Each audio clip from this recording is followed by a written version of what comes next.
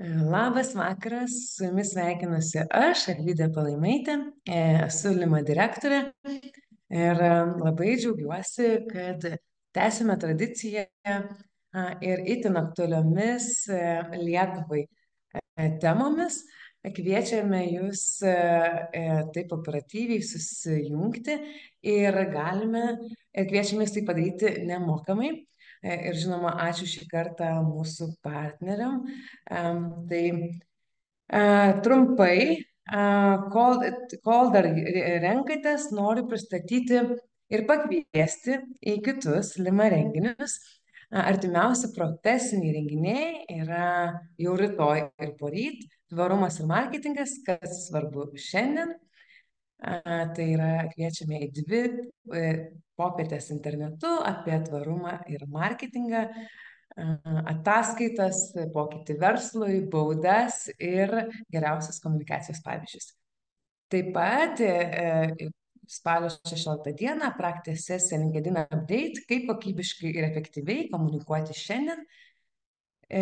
O didžiausi metų renginiai, tai jau spalio 23 dieną visos dienos konferencija internetu ir Šiauliuose, Lima Day 24 metiniai pardavimai ir išpardavimai. O taip Lima tradicija tapęs ir išskirtiniai 2 dienų mokymai druskininkos spa Vilnius. Šį kartą su Ogilvy ekspertais 9 technikos, kaip subtiliai daryti įtaką vartotojų elgsenai, vyks spalio 7-8 dienomis.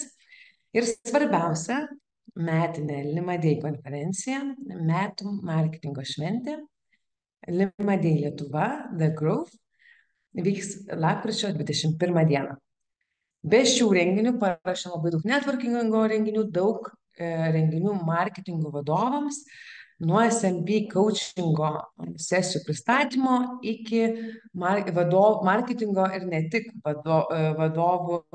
vadovams skirtos net 2 dienų gyvos sesijos su BMI Institute finansų vadovams, kurie vyks gruodžio pradžioje. Tad sekite naujienas, nes netrukus paskelbsime dar daugiau renginių. O dabar grįžtu prie šios dienos renginio temos ir iš ties apie politikos marketingą paskutinį kartą kalbėjome ant Limos scenos prieš 5 metų ir vis kiekvieno rinkimų metu vis planuodavom pakartoti, bet šiais metais tas rinkimų derlius tiek užderėjo tiek Lietuvoje, o išskirtinis turbūt dėmesys visų krypsta ir Amerikos prezidento rinkimus, kur marketingo technikos yra aukščiausio lygio, naujausios ir kaip juokaujam, kad prezidentai be statistikos nelipa iš lėktuvo, tai nebegalėjom daugiau laukti ir labai džiaugiuosi, kad šiandien esame čia. Tai, ką mes šiandien aptarsime? Kokias marketingo priemonės pasitelkia politikai rinkiminiu laikotarpiu? Kuo pasižymi rinkiminės komunikacijos kampanijos? Ko gali politikai pasimokyti iš verslo ir atvirkščiai? Ko gali verslas pasimokyti iš politikos marketingo?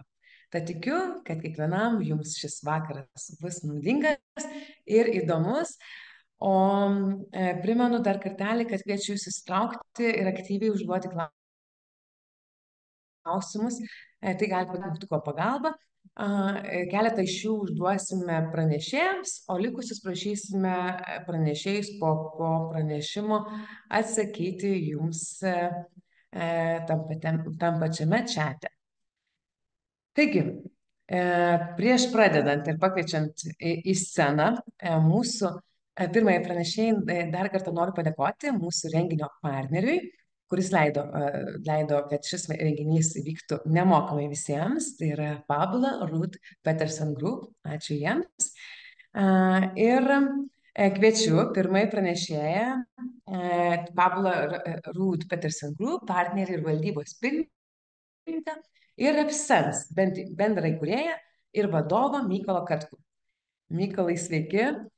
Mes diskutavom, kurią kepurę šiandien nusidėsite. Tai Mykolas Pradžioje bus Repsens, tai yra labai pateikęs daug statistikos, bet tikrai nepabėgs ir nuo Fabulos partnerio pozicijos kepurės, nes tikrai aptars dar daugiau detalių. Ir šiandienos Mykolo tema yra politinių kampanijų apžvalga, turinys, kanalas ir intensyvumas. Mykolai, scena Labas, tavo. Alvyda, ar girdi mane gerai? Taip, puikiai ir matom Labai jūsų gerai. skaidrės. Gerą Labai gerai, pranešimą. super, super, tada ir pradėkime truputėlį. Sveiki, mėly kolegos, sveiki, gerbimi marketingistai. Turim dviejus rinkimus. Vieni rinkimai yra, iš kurių galima pasimokyti visko, skiriant ir tai, ko daryti, nes, kaip čia pasakyti, Amerikos rinkimų stebint šiemet tiksliausias toks emocija yra nekartokime panamiems, jeigu galima, ant jau daugumos tų dalykų, kurie tenais vyksta.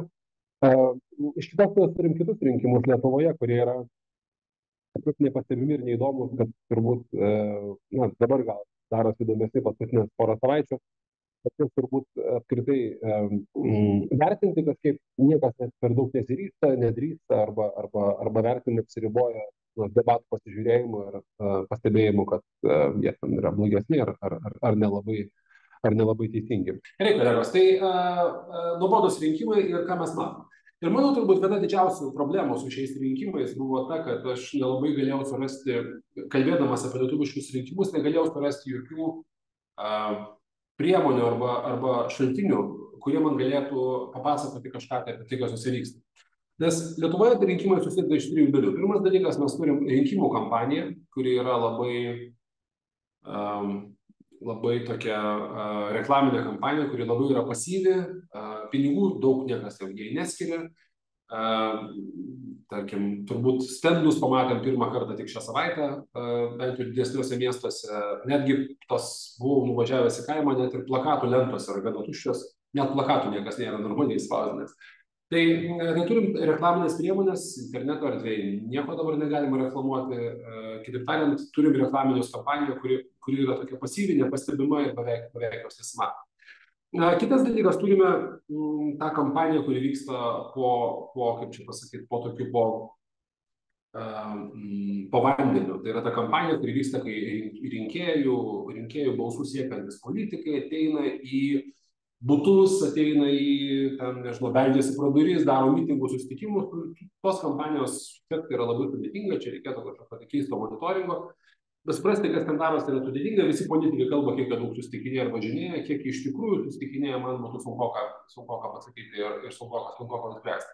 Bet mes turim trečią duomenų šaltinį, tai yra tai, ką apie rinkimus ir apie politikus, kurie dalyvauja rinkimuose, rašo Lietuvos žiniasklaida, bei ką patys politikai publikuoja socialiniuose tinkluose ir kitose dalykuose.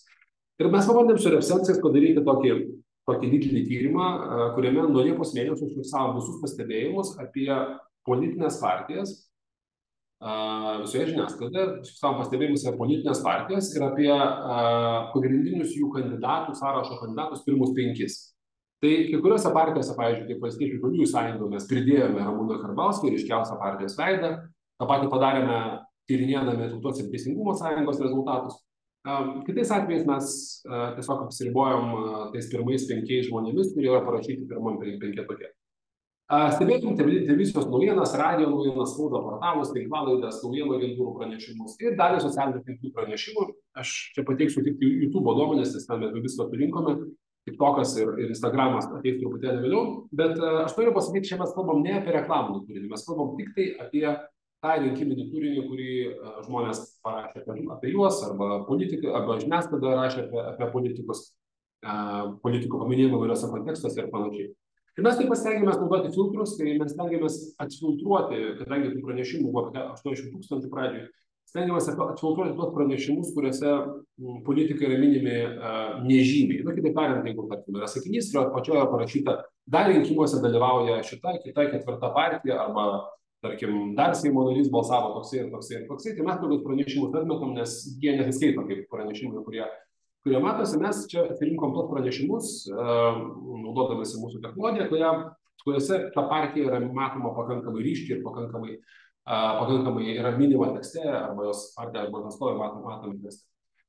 Kaip atlikom tą tyrimą, tai aš nežinau, gal kas susipažinę, ne kartą pasakoja, kad sukūrėm tokį modelį, dirbtinio intelekto platformą, tai vadinasi Adler. Mes jie surenkam visokius duomenis, išverčiam visus duomenis, paverčiam į tekstą, sudedam į savo modelį, išverčiame anglų kalbą, atpažįstame herojus, kurie tekste yra, atpažįstame kontekstą, kuriame pasirodo tie herojų paminėjimai, ištraukiam visokius metaduomenis ir identifikuojame naratyvus. Naratyvas tai yra toksai dalykas, kai mes ieškome panašių, tarkim, nustatom, kad mūsų temos yra, pavyzdžiui, šitam temai, viena iš temų, kurias mes stebėjome, yra gynyba, nustatom tas gynybos temas ir ieškom panašių sakinių, panašių temų, panašių paragrafų tame turinyje, kurį mes ten sušėrėme į savyje. Tokiu būdu sakoma, štai šitie tekstai yra apie gynybą, šitie tekstai yra apie migracijos problemą, šitie tekstai yra apie ekonomiką ir panašiai.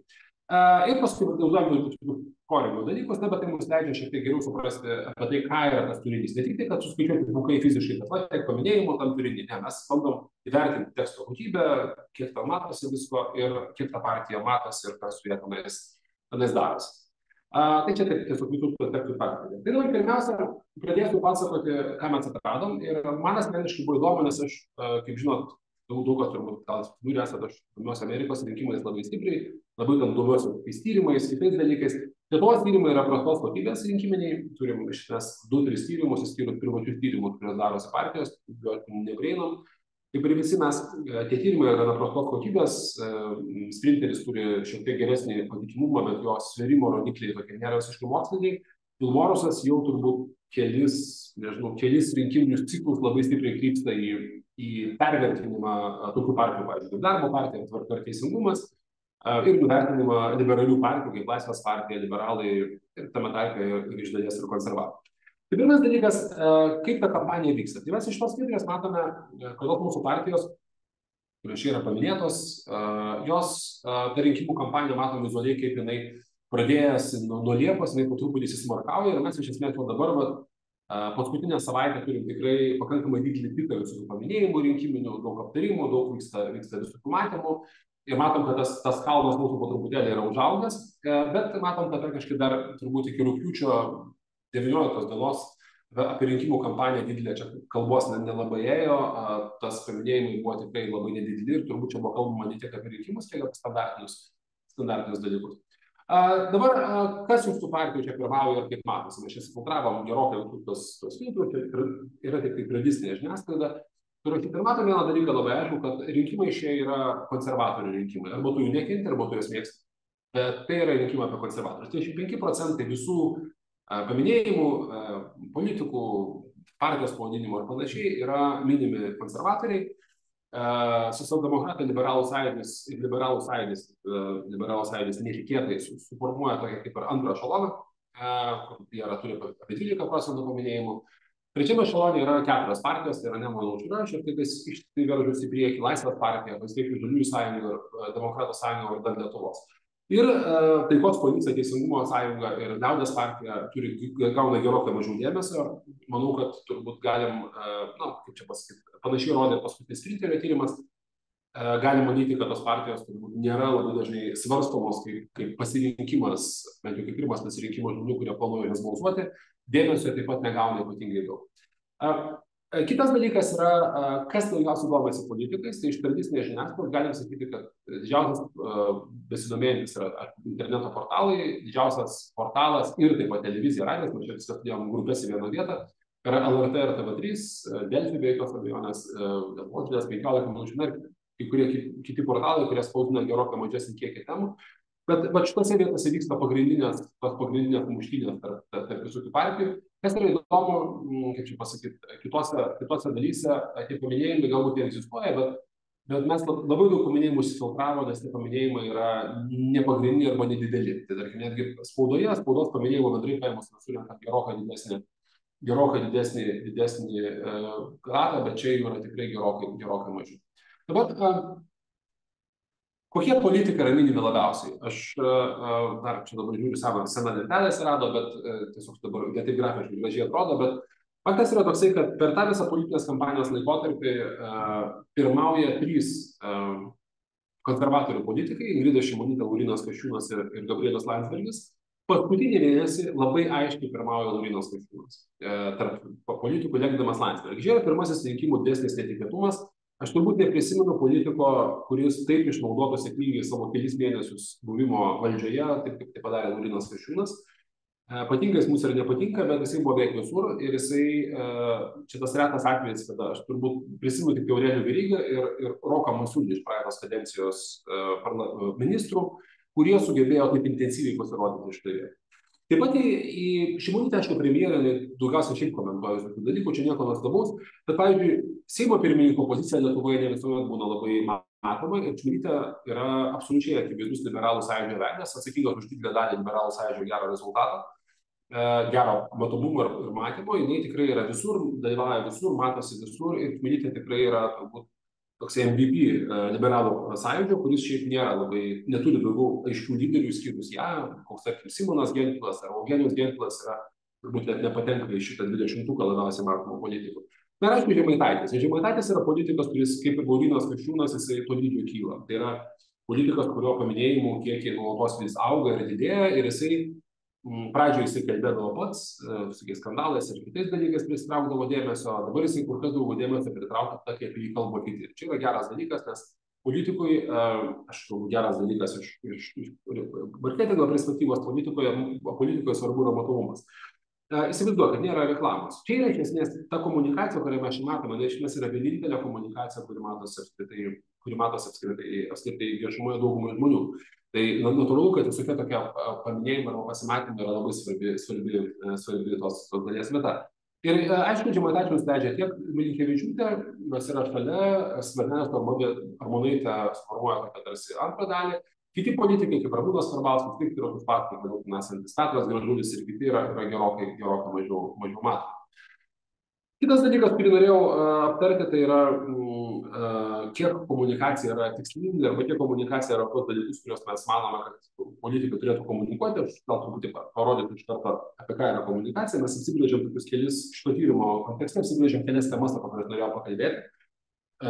Jau žinau, kad kadangi tyrimas buvo didelis ir trunka gana ilgai, kad suskaičiau duomenų, jau matau dabar iš karto, kad mes neapsibrėžiame kelių temų, tai pirmiausia, neapsibrėžiame gynybos temos, neapsibrėžiame LGBTQ+ temos, nes jeigu pasižiūrėsite, apie ką kalba, tarkim, čia dabar lentelė nesimatantis tokie partijos, kaip tarkim, šitas Tautos ir Teisingumo, Centristų sąjunga, tai ten labai daug kalbama apie visokias lytiškumo aspektus, genderizmai, ten 2-3 lytis ir panašiai, kokia nors tenais kritika joms, taip pat yra viena iš temų, kuriuose matosi labai intensyviai Laisvės partija, bet tiesiog šitam tyrimą dar nepateko, bet kiti dalykai yra daugmaž aiškus, tai yra PR kontentas, mes čia apsibrėžiam visokias asmeninės pareiškimus apie asmenybę, apie žmogų, gali net kitam politiniam turinį būti žmogus kažkokia pasakojama asmeninė gyvenimą, ir čia bus, mes vadinkim, PR-inį kontentą, taip pat tokių tekstų yra ir šiaip atskirai.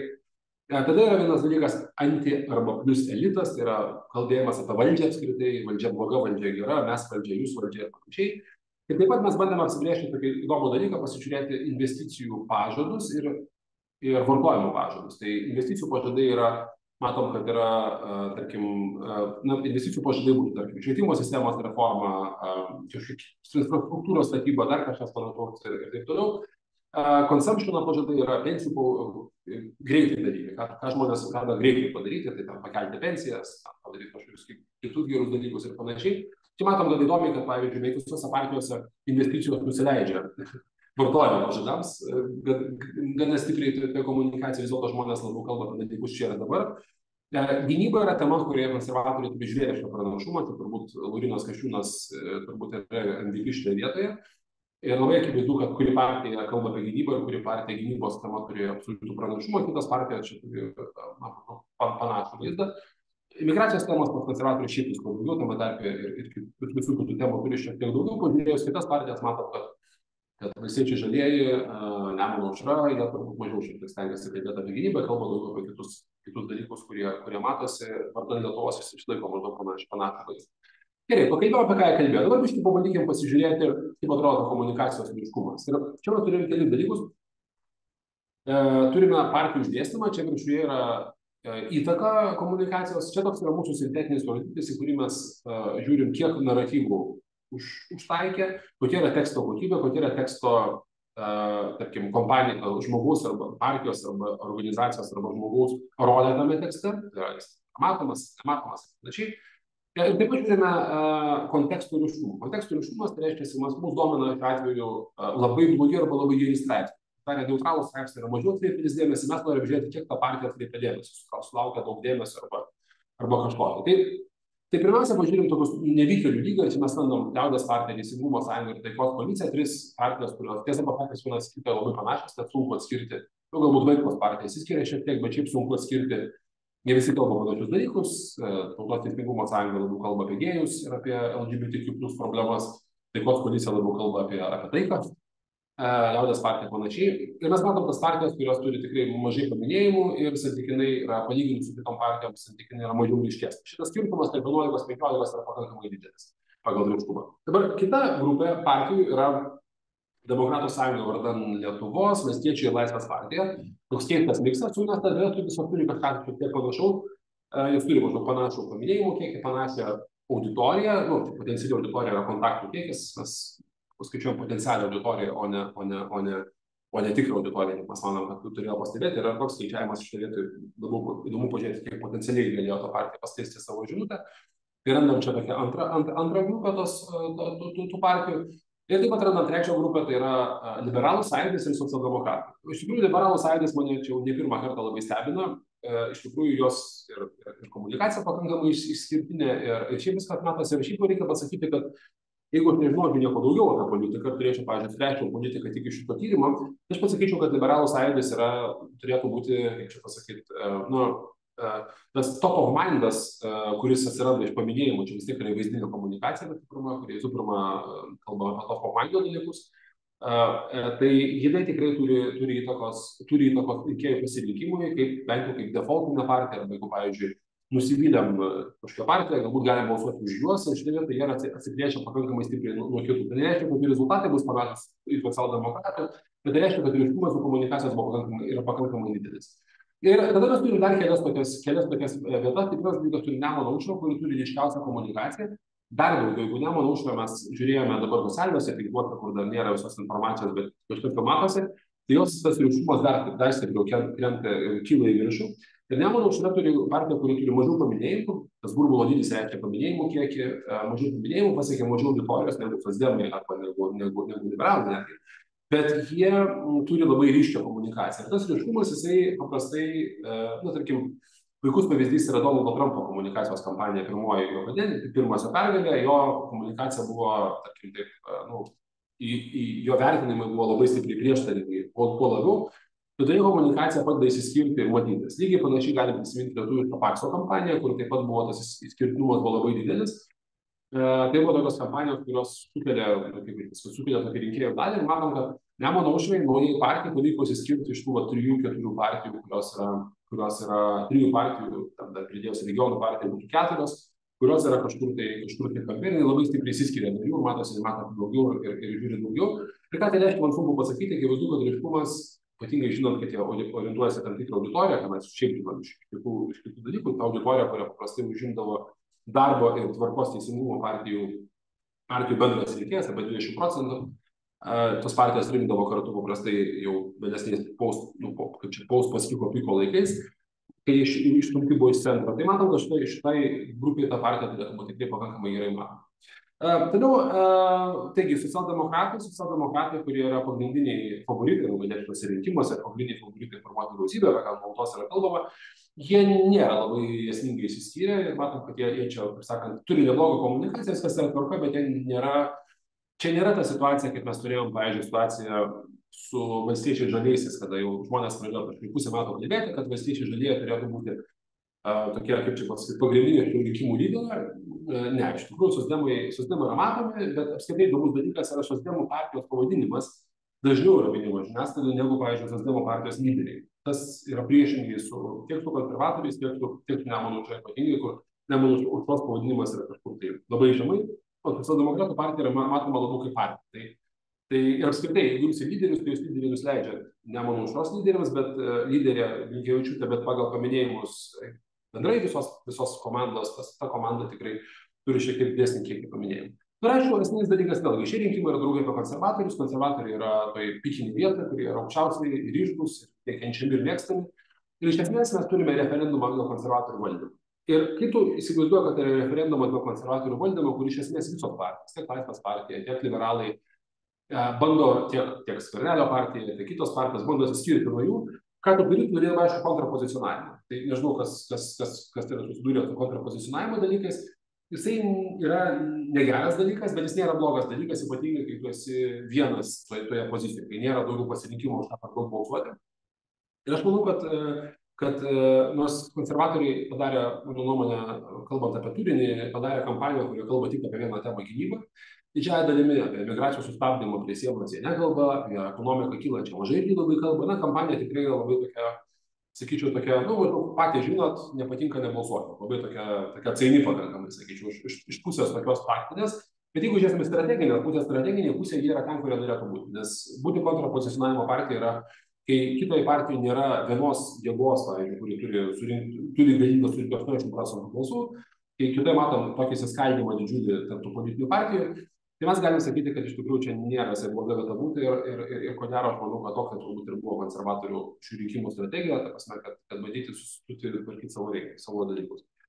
Čia matom, kaip apskritai kyla Brėkšta Nemuno aušra. Tai čia yra labai trumpai parodyti, žodžiu, čia kaip matosi, kaip eina Nemuno aušros paminėjimai, jie palyginus su socialdemokratės, jeigu socialdemokratė pradžioje taip sautai nevalgo jos, tai matom, kuo toliau, tuo labiau jie pradeda jau aplenkti arba prilygti arba net aplenkti socialdemokratų paminėjimus. Ir čia vėlgi yra Žemaitaičio dalykas. Laisvės partija liberalų sąjūdis, kaip nekeista, Laisvės partija lenkia. Aišku, manau, kad paskutinės šitos dienos Laisvės partija yra turbūt svajonių dienos, jie turi tą patį svajonių scenarijų, kurį jie turėjo per praeitus rinkimus, kai netikėtai pateko į antrą turą, pateko už 5% barjerų. Tai jie dabar turi čia visi prieš juos, jie turi tokį, kaip čia, Anasį Karbauskį, kuris išgelbėjo užpuolęs juos dėl Lukiškių aikštės. Šį kartą visokie ten užpuolimai jų, ten rinkimai, jų visą kitą, vienas prieš visus, jie taip pat turi savo mažą kontrapozicionavimą prieš kitus, kad turbūt irgi nėra labai blogai. Ir čia buvo tokios dvi partijos, kurios kažkiek kartoja viena kitos paminėjimus, valstiečiai žalieji šiek tiek lenkia, bet iš esmės tai tiek demokratai, tiek valstiečiai turi gana panašų vaizdą per visą laikotarpį. Dabar pažiūrėjom YouTube, kaip aš minėjau, dar neturiu TikToko, dėl to man sunku pasakyti, TikTokas yra daug agresyvesnis algoritmas yra kanalas, YouTube kanalai paprastai labiau užtrunka sudildinimą. Tik tokia istoriškai būdavo, dabar aišku, tas algoritmas šiek tiek keičiasi, bet istoriškai būdavo tik tokio algoritmas yra baisiai agresyvus. Pažiūrė vieną Vaitkaus video ir tu dabar matysi Vaitkaus video labai ilgai. YouTube tie dalykai vis dėlto labiau balansuojasi. Tai štai YouTube draugai, ten, kur nėra tos, vadinkim, tos mainstreaminės profesionalios žiniasklaidos, matom, kad yra žymiai didesnis visai kitoks įvaizdas yra, konservatoriai čia vis dar vyrauja. Jūriškumas yra didesnis, tai yra jie labiau puolami ir socdemai taip pat yra, bet mes matom, kad tą visą dalį užima 4 tos partijos, kontrapartijos, kaip Aušra, Liaudies partija, tai yra Vaitkaus partija, Teisingumo sąjunga užima didelį kiekį tų visų paminėjimų, čia tų video yra visai nemažas kiekis, lygų skaičius kažkur gavosi. Ir YouTube minimi labiausiai tie minimi herojai yra čia labai įdomus dalykas, yra daug tokių herojų minimų, bet matom, kad pavyzdžiui, kaip čia pasakyti, matom, kad, pavyzdžiui, Edvardas Vaitkus yra tokie savo vardai, čia Vaitkus ir Vaitkus bus kažkokiu dar daugiau, jis yra minimas labiausiai, antras yra Orlauskas, kuris turi kaip žinia savo kanalą, tada minimas yra Landsbergis, Tutkus ir tokie kitokie personažai, Žemaitaitis čia nėra tiek stipriai matomas. Ir aš manyčiau, kad YouTube kompanija šiuo atveju manęs, kadangi šis peržiūrų skaičiai absoliutus yra labai nedideli palyginus, tai mane galbūt šiek tiek mažiau taip gąsdina, bet negazdina, bet neramina. Tai labiau neramina tai, kad tas pats turinys paskui yra kartumas dedamas į TikToką ir TikToką tų skaičių sužiūrėti galima labai sunkiai, nes prisimenu, kas vyko per prezidento rinkimų pirmąjį turą, kada Vaitkus iš niekur atsiradęs labai trumpą laiką sugebėjo mobilizuoti priešišką balsą. Pažiūrėsim, kaip bus šį kartą, bet aš noriu pasakyti, kad jo kampanija, tą, ką jis daro ir dabar pakankamai panašiai efektyviai. Ten tik labai įdomu, kad visi tarpusai mušasi labai, ten Vaitkus mušasi su Gražuliu mušasi su Žemaitaičiu, viskas ten vyksta taip pakankamai sėkmingai. Pagal peržiūras, jeigu YouTube pasižiūrėsime, tai YouTube peržiūros vis dėlto tose video dalykuose pirmauja Tėvynės sąjunga ir tada vėliau Nemuno aušra, Liaudies partija turi mažai, kas įdomu, kad Laisvės partija turi irgi nelabai didelį kiekį paminėjimų, kiekį YouTube komunikacijų, galbūt tik to, kad šiek tiek viskas atrodytų truputį kitaip. Ir pabaigai truputėlį pasižiūrėti apie ką kalba partijos ir ką jos akcentuoja. Vėlgi aš norėjau pasakyti, kad konservatoriai labai dažnai pas mus yra nurašomi kaip neturintys iš to komunikacijos kampanijos, plano ir panašiai, bet ką mes matome iš tos vietos, kad konservatoriai, pavyzdžiui, paskutinį mėnesį turi labai aišku planą, apie ką jie kalba. Jie kalba apie Remigijų Žemaitaitį, Gitaną Nausėdą ir Socialdemokratų partiją. Ir iš esmės tai aš matau, kad čia yra bandymas pakartoti tos pačios strategijos, kurią Prancūzijoje padarė Emmanuelis Macronas, kurio partija, su kitomis partijomis, kurio partija pralaimėjo, kaip rinkimus laimėjo dešinioji Marine Le Pen partija ir tada kitos partijos susimetė į krūvą ir jos užkirto jai kelią laimėti antrame rinkimų ture. Ir aš manau, čia yra grynai tai, ko siekia konservatoriai, jie mano, kad jie pateks centratūrą pakankamai stipriai. Jeigu Žemaitaičio partija, kaip čia pasakyti, Žemaitaičio partijos paramos negalės gauti oponentai, tada bus labai įsilaudę ir jie galės susirinkti didesnį kiekį balsų. Tai aš noriu pasakyti, kad konservatorių partija yra toksai produktas, kuris buvo labai gerai susipozicionavęs, labai tinkamoje vietoje, išeinant iš kasų, turi prastą reklamą ir nelabai, kaip čia pasakyti, nelabai stengiasi papuošti savo tą merchandising vietą. Bet ką jie daro, jie turi labai gerą vietą, pro kurią praeina ir ten jie labai gerai matosi. Ir man taip atrodo, jų strategija, žmonės gali nemėgti to produkto, bet jų strategija gali bent jau labai akivaizdi strategija, ką jie čia bando daryti, bando laimėti rinkimus ne kažkokiais tai agresyvumais, ne kažkokiais tai tenais, reiškia, taktinėmis gudrybėmis, reklamos jie tikrai nedaro, nelabai stengiasi, net ir debatas nepasakyčiau, kad labai stengtųsi, bet jie bando daryti tokius įvairius dalykus.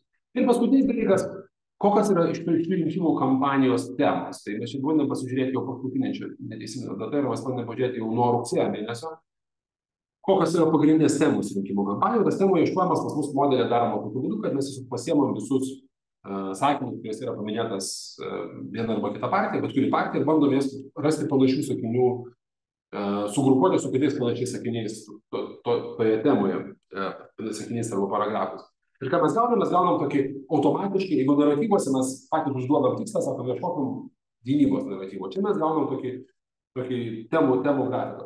Tai labai įdomu, kad tų temų paprastai būna labai daug, dabar irgi yra labai daug, bet yra dvi temos, kurios labai aiškiai išsiskiria pagal savo paminėjimus, ir tas temos aiškiai rodo du augančius politikus Lietuvoje.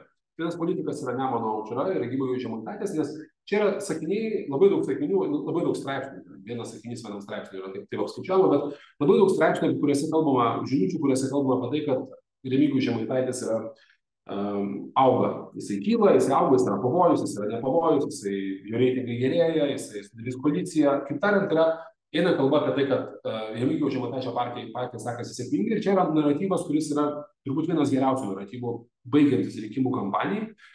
Vėlgi, prisiminus lietuvišką istoriją, tiek Ramūnas Karbauskis, tiek Rolandas Paksas kalbėdavo, kad mes nugalėsim. Čia buvo toksai šūkis, kuris yra labai svarbus įtikinti žmonėms, kad balsuotų, pasirink iš visų partijų, kurias nori balsuoti, pasirink stipriausią partiją, tą, kuri turi daugiausia balsų. Nebereikalo vakar išlindo Mindaugas Puidokas kažkur tai ir taip graudiai sakė, kad juos nurakinėja, sako, kad jie nepraeis 5% balsų ir panašiai, žodžiu, ir jiems tą Žemaitaičio toksai fiksavimas jį darosi. Aišku, Žemaitaičio didžiausią reklamą daro konservatoriai, konkrečiai Gabrielius Landsbergis. Ir čia negali sakyti, kaip čia pasakyti, tai yra viena vertus matyti ir nuoširdus susirūpinimas partijos, kad antisemitiniais pareiškimais pagarsėjęs kandidatas pateks pakankamai turint daug balsų. Kita vertus, negali nesuprasti ir to fakto, kad kai konservatoriai yra toksai kontrapozicionavimas stipriau turinti partija, akivaizdu, kad jų priešų pasirinkimas daro daug įtakos. Ta prasme, pasirinka kaip priešą Žemaitaitį ir natūraliai tas daro įtakos ir rinkėjų pasirinkimams. Ir paskutinė tema yra, kitas politikas yra, mes čia bandėm galvoti, kaip apibendrinti iš tą visą surastą panašius sakinius. Ir tie panašus sakiniai vadinčiau taip, ministras Laurynas Kasčiūnas daro dalykus. Kažką veikia. Nes ten kažkaip čia visi teiginiai yra tokie pakankamai pozityvūs teiginiai, kai jis kažką daro. Tai komendatūros teigia, ten kuria fabrikus, siunčia paramą Ukrainai, daro daug visokiausių dalykų ir kažkas veikia veiksmus. Ir tas modelis kartais dirbtinio intelekto labai įdomiai sugrupuoja tos sakinius, bet aš manau, kad čia iš tikrųjų yra turbūt gana teisingas toksai apibūdinimas, nes Lauryno Kasčiūno veikla man pačiam buvo labai nustebimas, kad yra tiek daug žinučių apie tai, tiek daug visur yra kalbama apie tai, bet iš tikrųjų tas gynybos temoje, nu turbūt aš vėlgi neprisimenu nei vieno ministro, kuris būtų taip nominavęs vienoje temoje tiek ilgą laiko. Tai iš manęs kol kas būtų tiek, perduodu žodį kolegoms, nebent kad būtų kokių nors klausimų.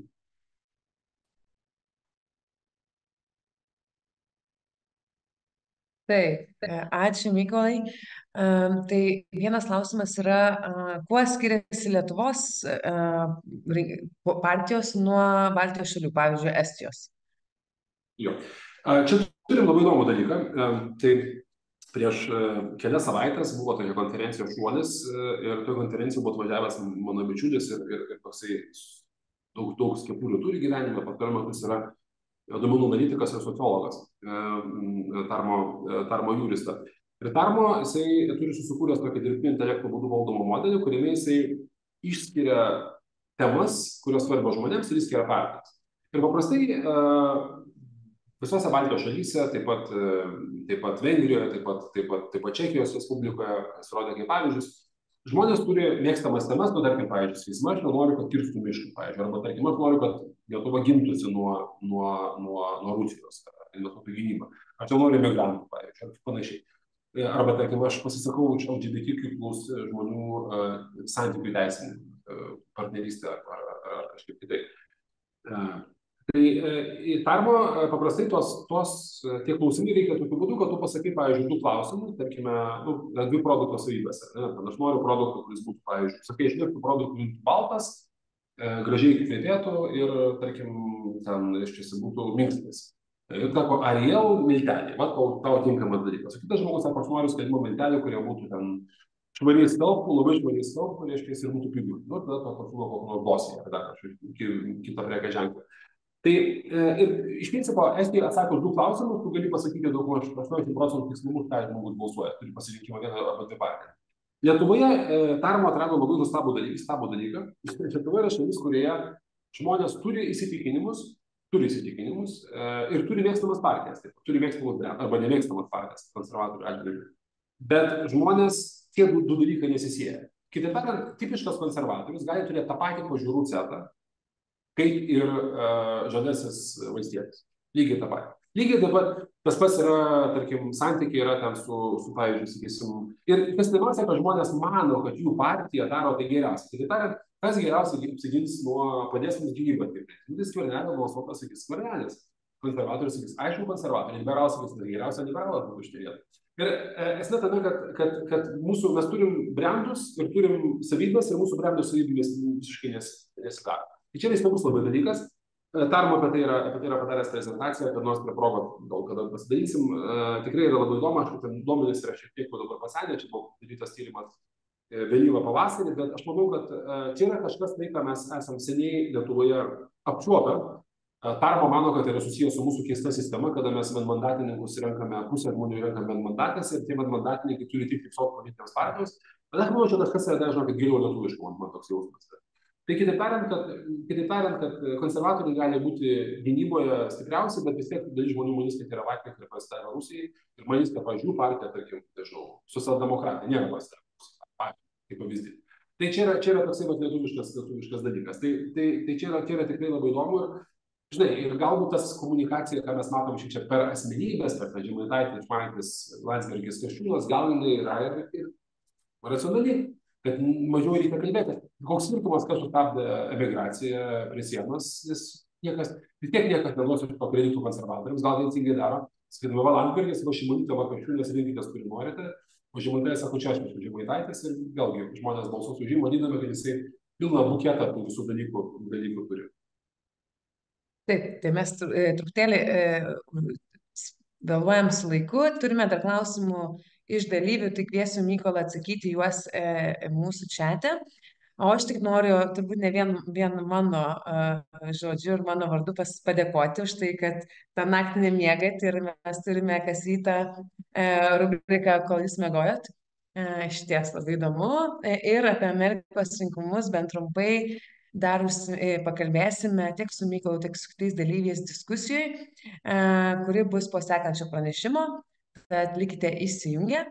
O dabar man labai labai įdomus pranešimas, kur jau Dominikas skuba, aš noriu dar tave pristatyti.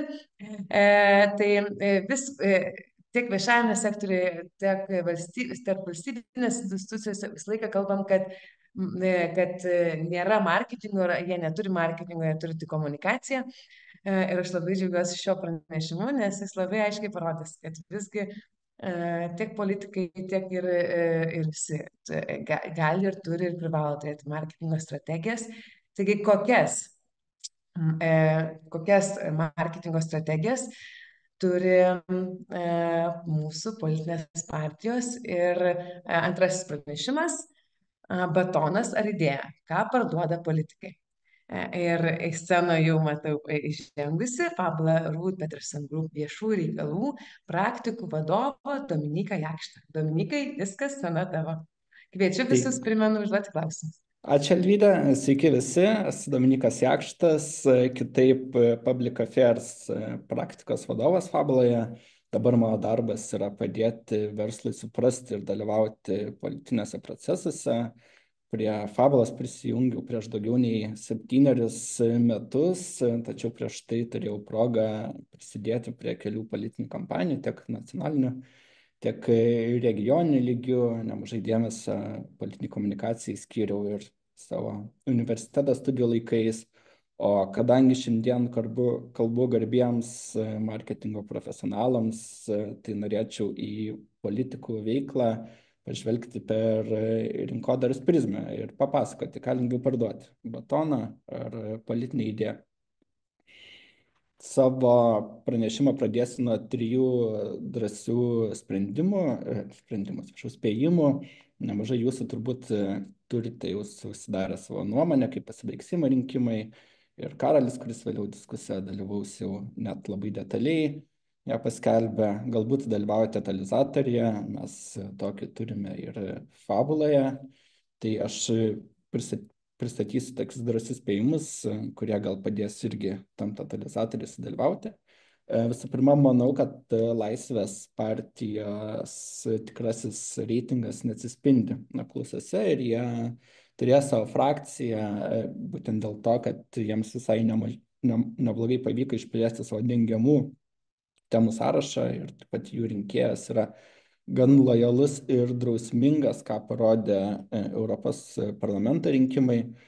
Taip pat liūdniausias ir drąsiausias spėjimas, kad Eduardas Vaitkus taip pat turės savo frakciją kitame Seime ir manau, kad tai nutiks ne dėl to, kad jis pavogs iš tradicinių partijų daug balsų, bet dėl to, kad atėjo žmonės, kurie paprastai nebalsuoja, bet jie pamatė jo TikToką, jie gavo laikraštį jam suprantamą jų gimtają kalbą ir tai gali paskatinti juos ateiti balsuoti.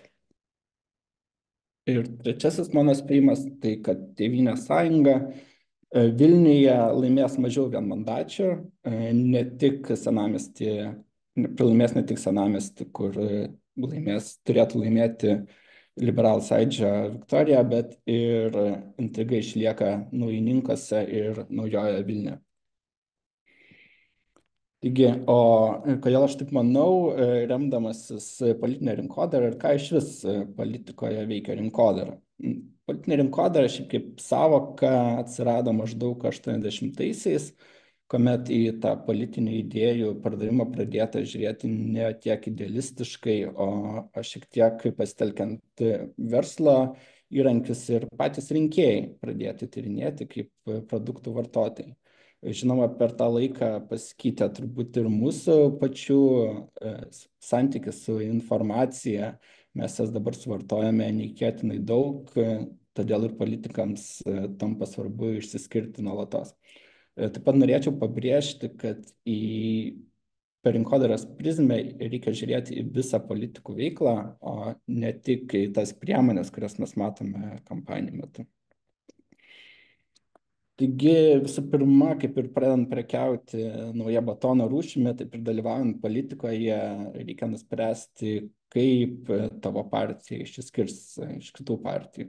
Ar tai bus dešinioji ar kairioji ekonominė politika, galbūt tiesiog bandysite paskatinti tam tikrą polisį, kaip Žaliųjų partija daro su aplinkosaugą, galbūt bandysite pozicionuoti save kaip tam tikrų vertybių skatintojus ar saugotojus, kaip nacionalinis susivienijimas daro su tautiškumu. Ir žinoma, tas pozicionavimas politinės partijos yra vieną kartą susipozicionavęs, jį pozicionavimą patį pakeisti tampa neįtikėtinai sunku, na nebent tai yra kaip kokia liaudės partija, kuri tiesiog kaip CTB automobilis skirta dalintis tarp oportunistų ir vienadienių veikėjų. Tai kai partija jau nusprendžia, kokios jos yra vertybės, kokio rinkėjai siekia ir ką atstovauja, reikia taip pat sukurti ir politinį produktą. Prieš rinkimus tas produktas geriausiai atsispindi partijų programose ir tai gali būti, tarkim, specifiniai įstatymai, kaip Laisvės partijos partnerystė ar Nemuno aušros Igničio nacionalizavimas. Turbūt tai gal tai yra ir siekis atspindėti tam tikrą gyvenimo būdą, kaip valstiečiai žalieji daro su tradiciniam vertybėm. Ir svarbu minėti, kad tie politiniai produktai gaminami viso politinio ciklo metu. Nesvarbu, esi pozicija ar opozicija, bet turi nuolatos įrodinėti, kad tas tavo produktas geriausias. Tas pozicionavimas ir politinė rinkodara ir rinkodaros strategija informuoja ir formuoja politikų ir partijų elgesį nuolatos. Tai jeigu jie nepatinka ar ne, tai pardavimai arba pasitikėjimais politikais krenta dažniausiai kaip produktas, tas politinis netitinka partijos pažadą ir rinkėją. Na, tarkim, konservatoriams daug labiau skauda čekučių ar korupcijos skandalai, nes jie laiko save pačiais skaidriausiais, o tuo tarpu Europos parlamento rinkimai parodė, kad Petras Gražulis gali turėti kiek tik tai nori baudžiamųjų bylų, jo rinkėjai turbūt daug labiau užpyktų ne už tai, kad jisai teistas, bet dėl to, kad jisai pražygiuotų per Baltic Pride kartu su visais dalyviais. Na ir, žinoma, į rinkodarą, per rinkodaros prizmę galime pažvelgti ir į tai, kaip reaguojama į rinkėjų elgesį ir problemas. Kai kurios partijos gali elgtis kaip mažų kainų prekybos tinklas, siūlyti geriausią kainą einamiausiam produktai ir siekti labai trumpalaikės naudos, o kai kurios kitos galbūt elgesi kaip aukštosios mados namai, kurie bando įtikinti savo viziją, bet neprisitaikyti prie visuomenės nuomonės. Tai visa tai priklauso nuo pasirinktos rinkodaros strategijos. O rinkodaros strategijos būna kelių tipų. Dundee universiteto mokslininkė Jennifer Lis Marshman nemažai gilinasi į politinę rinkodarą, viena turbūt pradininkų šitos disciplinos, ir pasiūlė žvelgti į partijų rinkodarą per tris prizmes. Tai yra 3 tipai politinių partijų rinkodaros. Tai yra rinkos, produkto ir pardavimų partijos, ir norėčiau šiek tiek panagrinėti, kaip tai atrodo mūsų lietuviškame partijų kontekste. Tai pilietiški miesto gyventojai dažnai mėgsta piktintis ir juoktis iš trigubos pensijos ir dvigubas minimalias algas žadančių partijų, tačiau tai puikiai atspindi jų pasirinktą strategiją orientuotis į rinką, tai yra tai, ko labiausiai nori, bent jau jų manimų, dauguma rinkėjų. Tokios partijos neturi tvirtos ideologijos ar nuostatų, dėl to prieš kiekvienus rinkimus gali išsitraukti naujų kozirių, kuriais vilioja rinkėjus. Procesas, kaip tai vyksta, tai yra bandoma išsiaiškinti, ko reikia rinkėjams. Kaip jau Alvydė sakė pradžioje, Amerikoje prezidentas iš lėktuvo nelipa be nomenų, tačiau Lietuvoje tai dažniausiai būna pagal jausmą, tiesiog nuojautą arba temas, kurios dominuoja žiniasklaidoje, iš to parengiami tam tikri pasiūlymai, nacionalizuoti ignitį, nes buvo visai neseniai aukštas elektros kainos, ar iš Lietuvos pašto padaryti banką, nes komerciniai bankai neįrengė automatą. Ir iš to gimsta visa politinė kampanija. Ir jeigu pažvelgtume šiaip į tokių partijų rinkiminės programas, ypač tam trumpajam RK leidinukė, tai tos idėjas atrodo skurdžiausiai. Geriausi rinkos partijų pavyzdžiai, žinoma, Artūro Zuoko Laisvė ir teisingumas, niekad nemirštanti darbo partija, dabar jau taikos koalicijos sudėtyje, kuri visai dar, jeigu kas prisimena, neseniai žadėjo 1,5 eurų atlyginimus visiems ir šiek tiek pralenkė laiką, siūlydama stabdyti nelegalią migraciją. Na ir šiemet svarbiausia ir populiariausia produktinė partija tai Nemuno aušra. Jeigu pažiūrėtume į komunikaciją tokių produktinių partijų, tai irgi yra ganėtinai paprasta. Artūras Zuokas paprastai šiaip sugebėdavo sugalvoti labai gerą kampą, ant ko pastatyti savo kampaniją. Šiemet tai yra euročiulpiai, kur, na, iš tiesų ganėtinai sunku suprasti, kokius eurus ir kas tai per erkes graužia. Taikos koalicija štai žada gerą vaizdelį visiems, gal ir nebloga taktika, nes kiekvienas rinkėjas gali pats susigalvoti, kaip tas geras vaizdelis atrodys. Nemuno aušra pakankamai irgi glausta programa, 26 programos punktai, ant kurių pastatyta visa oficialioji rinkimų kampanija, o viskas toliau palikta Remigijui džiazuoti. Visiškai kitame politinio spektro gale randame produkto partijas, tai partijos, kurios turi savo vertybės, įsitikinimus, nekeičia jų pagal rinkėjų poreikius, o priešingai tik bando įtikinti, kad jų produktas rinkėjų yra pats tinkamiausias. Atsispindi ir rinkimų kampanijose, tai yra tiesiog įsivertinama, kurias vertybės yra svarbiausias tuo metu rinkėjams pagal jas vykdoma kampanija. Turbūt jau visi mintise galėtų atspėti, kad pagrindinė Lietuvos į produktą orientuota partija yra Tėvynės sąjunga, bet prie jų galim priskirti ir nacionalinį susivienimą, kuris skatina tautiškumu paremtą valstybės valdymą, ir liberalų sąjūdis, kuris atstovauja žmogaus ar rinkos laisvę. Tas vertybės irgi atsispindi partijų reklamose ir komunikacijose. Komunikacijoje tai visų pirma skirta priminti tų partijų vertybės, liberalų telkti, veikti, netrukdyti, nacionalinio susivienijimo už lietuvišką Lietuvą amžiams, o Tėvynės sąjunga išsirinko šį kartą ginti ir auginti. Mykolo skaičiai taip pat rodė, kad jie daugiausia kalba apie gynybą, bet man asmeniškai atrodo gan keistai pasirinktas reklamos kampas, nes didžioji dalis partijų sutinka, kad ir NATO yra svarbu, ir gynybos finansavimas yra neįtikėtinai svarbu, ir net per debatus su Žemaitaičiu diskutuojama apie prioritetus gynybos finansavimo, o ne patį faktą. Ir trečiasis partijų tipas tai pardavimų strategijos besilaikančios organizacijos, kurios turi savo vertybės, jų iš esmės nekeičia, tačiau labiau adaptuoja ir jas prie rinkos poreikių. Ir jos savo kampanijas dėlioja taip, kad įsivertina, kurios jų vertybės yra svarbiausias rinkėjams tuo metu, pritaiko jas prie nūdienos aktualijų ir pagal tai dėliojasi savo rinkimų kampaniją. Tai tarp tokių partijų galime rasti Demokratų sąjungą, kurie nors ir nauji, bet visada akcentuoja tą savo centro kairės poziciją. Jų programoje yra tiek ekonomikos skatinimas, tai yra mūsų šalies krypties laikymasis toliau, bet tuo pačiu metu ir šiek tiek tų kairiųjų vertybių, kairiosios politikos, tai yra skurdo mažinimas, pajamų nelygybė.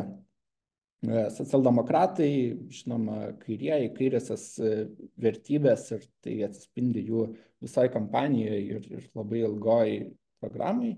norėčiau šiek tiek pagirti ir Laisvės partiją, kuri buvo realiai 2 klausimų partija, bet jų dabar visa komunikacija išsiplėtė ir yra ne tik partnerystė ir narkotikų dekriminalizavimas. Tai kaip tai matome, kad tai yra vis tiek labiau produktinis pasiūlymas komunikacijoje, tai yra socialdemokratai, jie tokiais lozungais ar ne, kaip siekia pažaboti elektros tiekėjus, bet jeigu pasižiūrėtume jų programą, tai gana yra netgi konkrečiai parašyta, kaip jie pažabos tuos elektros tiekėjus. Laisvės partija taip pat jau matome, kad kalba apie mokesčių stabilumą, kas turbūt jų rinkėjų yra labai svarbu, ypač tiems, kurie verčiasi individualią veiklą ir buvo išsigandę mokesčių reformas, taip pat būsto prieinamumas kartu su žmogaus teisėm ir kitom kompanijom. Taigi, o kas po rinkimų? Įvertiname kampanijas, bet, kaip ir minėjau pradžioje, politinių partijų veiklą per rinkodaros prizmę reikia vertinti visą politinio ciklo metu. Ir tai yra ypač svarbu. Tai iškart po rinkimų pradedama galvoti, arba netgi šiek tiek prieš rinkimus pradedama galvoti, tai kokiagi bus ta koalicija ir ar mūsų vertybės sutampa ar nesutampa. Ir štai vakar Tėvynės sąjunga puikiai pasidalino puikiu pavyzdžiu, kaip jie nori į tą koaliciją su socialdemokratais. Tai kaip Mykolas pasakoja šiek tiek, ar ne, kad yra ta priešprieša Tėvynės sąjunga prieš Žemaitaitį, tai galiu šiek tiek bandyti spėti, iš kur ta strategija, kad jie turbūt tikisi, kad šitie rinkimų rezultatai bus tokie, kad koalicija nebus įmanoma sudaryti arba be konservatorių ir be Nemuno aušros, ir socialdemokratai turės rinktis kažkuria viena iš šitų partijų, bet manau, kad labai nenuspėjami šitie rinkimai ir tikrai neaišku, ar ši strategija jiems pavyks.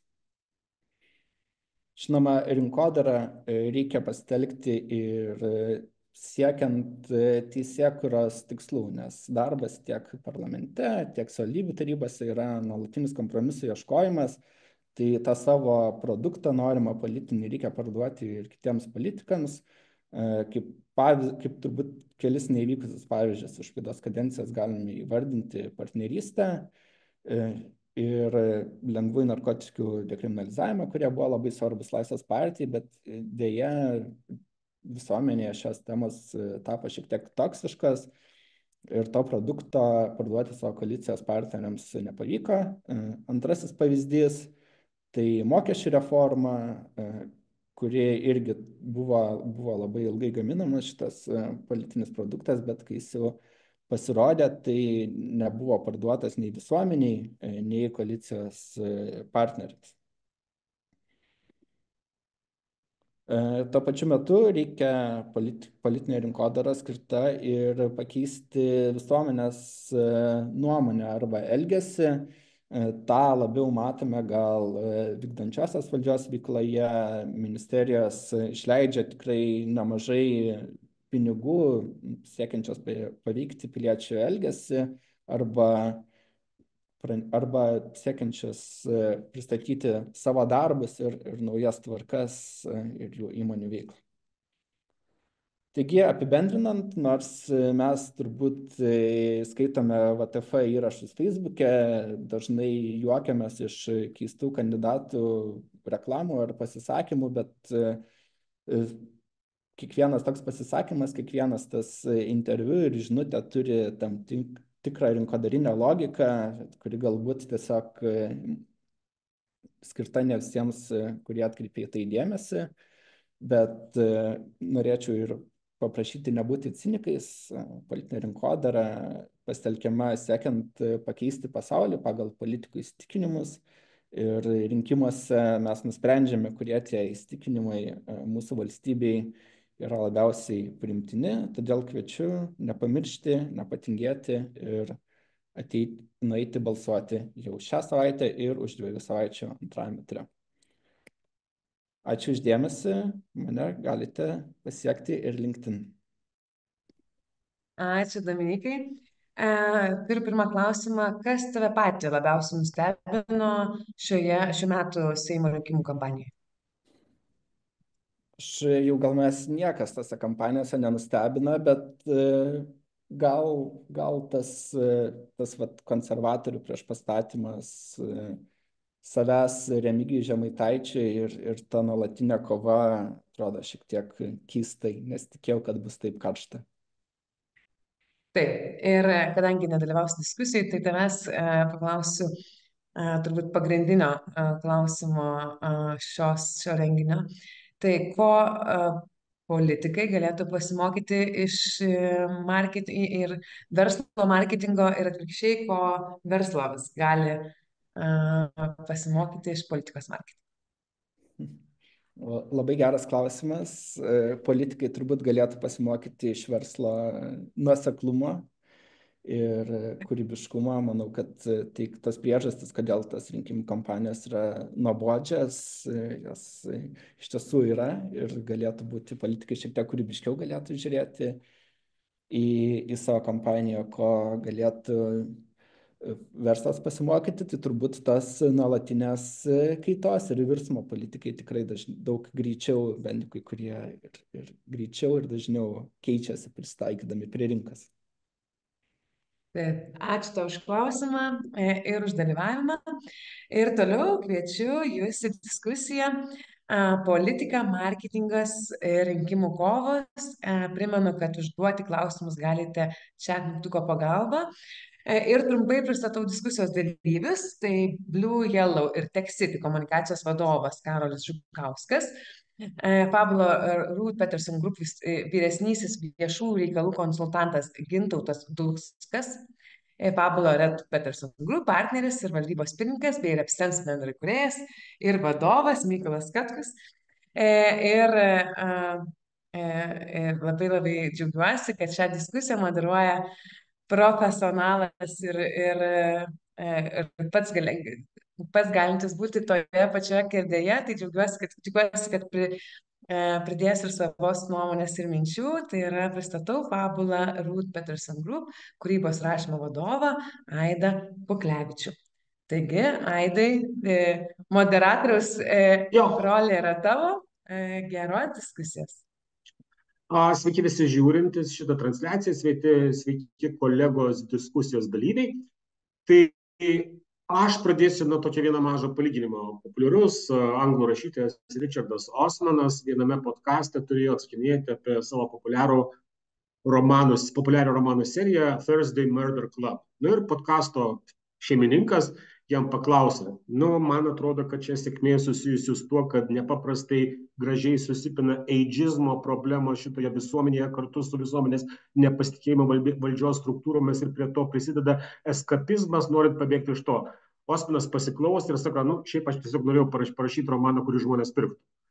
Tai ar jums kartais neatrodo, kad čia prieš tai Dominikas minėjo įvairias strategijas, kuriomis gali vadovautis partijos, tai produkto, tai gali būti idėjų ir taip toliau, bet ar netrodo, kad dažnai mūsų partijos tiesiog iš lempos gaudo šitos dalykus ir bando veikti instinktyviai, o ne vadovaudamasis kažkokiamis ilgalaikėmis strategijomis, pagal tas strategijas paruoštomis taktikomis, pagal tas taktikas paruoštais konkrečiais veiksmais, o vietoj to tiesiog vyksta, kažkas kažką Vilniuje daro, kažkas kažkur nuvažiavęs rajone, šneka beleką.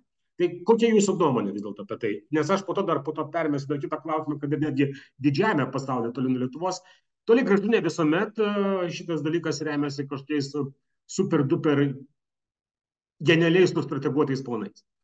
Klausimas yra visiems, prašau taip pat dalyvauti ir tiems žiūrovams, uždavinėti savosius klausimus, bet čia nėra kuriam išimku, tiesiog kas nori pirmasis atsakinėti, prašau.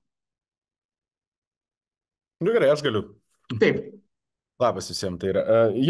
Šiaip labai gerai pradėjai, aš irgi galvoju, kad kartais mes, kurdami savo strategijas ar ne, būdami marketingistai, komunikatoriai ir taip toliau, žiūrėdami, kas ką padarė, iš karto bandom klijuoti kažkokius savo turimus tinklelius, matricas, čia turbūt suplanavo taip. Tai Yra Lietuvoje turbūt partijų, kurios planuoja ilgesnį gyvenimą politinį negu vienas rinkiminis ciklas arba net rinkimų kampanija, bet jų yra mažuma, tikrai taip. Ir iš šono kai kurie veiksmai mes bandom sukišti lentynėlės. Pavyzdys iš mano patirties, kai dirbau dar mero patarėjų ir sugalvojau tą idėją su Lukiškių paplūdimiu, kadangi tai buvo tais pačiais metais prieš rinkimus, taigi prasidėjo kaltinimai iš valstiečių, kad čia buvo Laisvės partijos strateginis ėjimas, norint sutelkti rinkėjus ir panašiai. Kas galbūt ir prisidėjo galiausiai rinkimuose prie sėkmės, bet aš kadangi pats tą idėją galvojau, žinau kaip gimė, žinau kaip ją darėm, kodėl taip darėm ir panašiai, tikrai nieko bendro neturėjo su Laisvės partija, išskyrus tai, kad Laisvės partijos narys yra meras.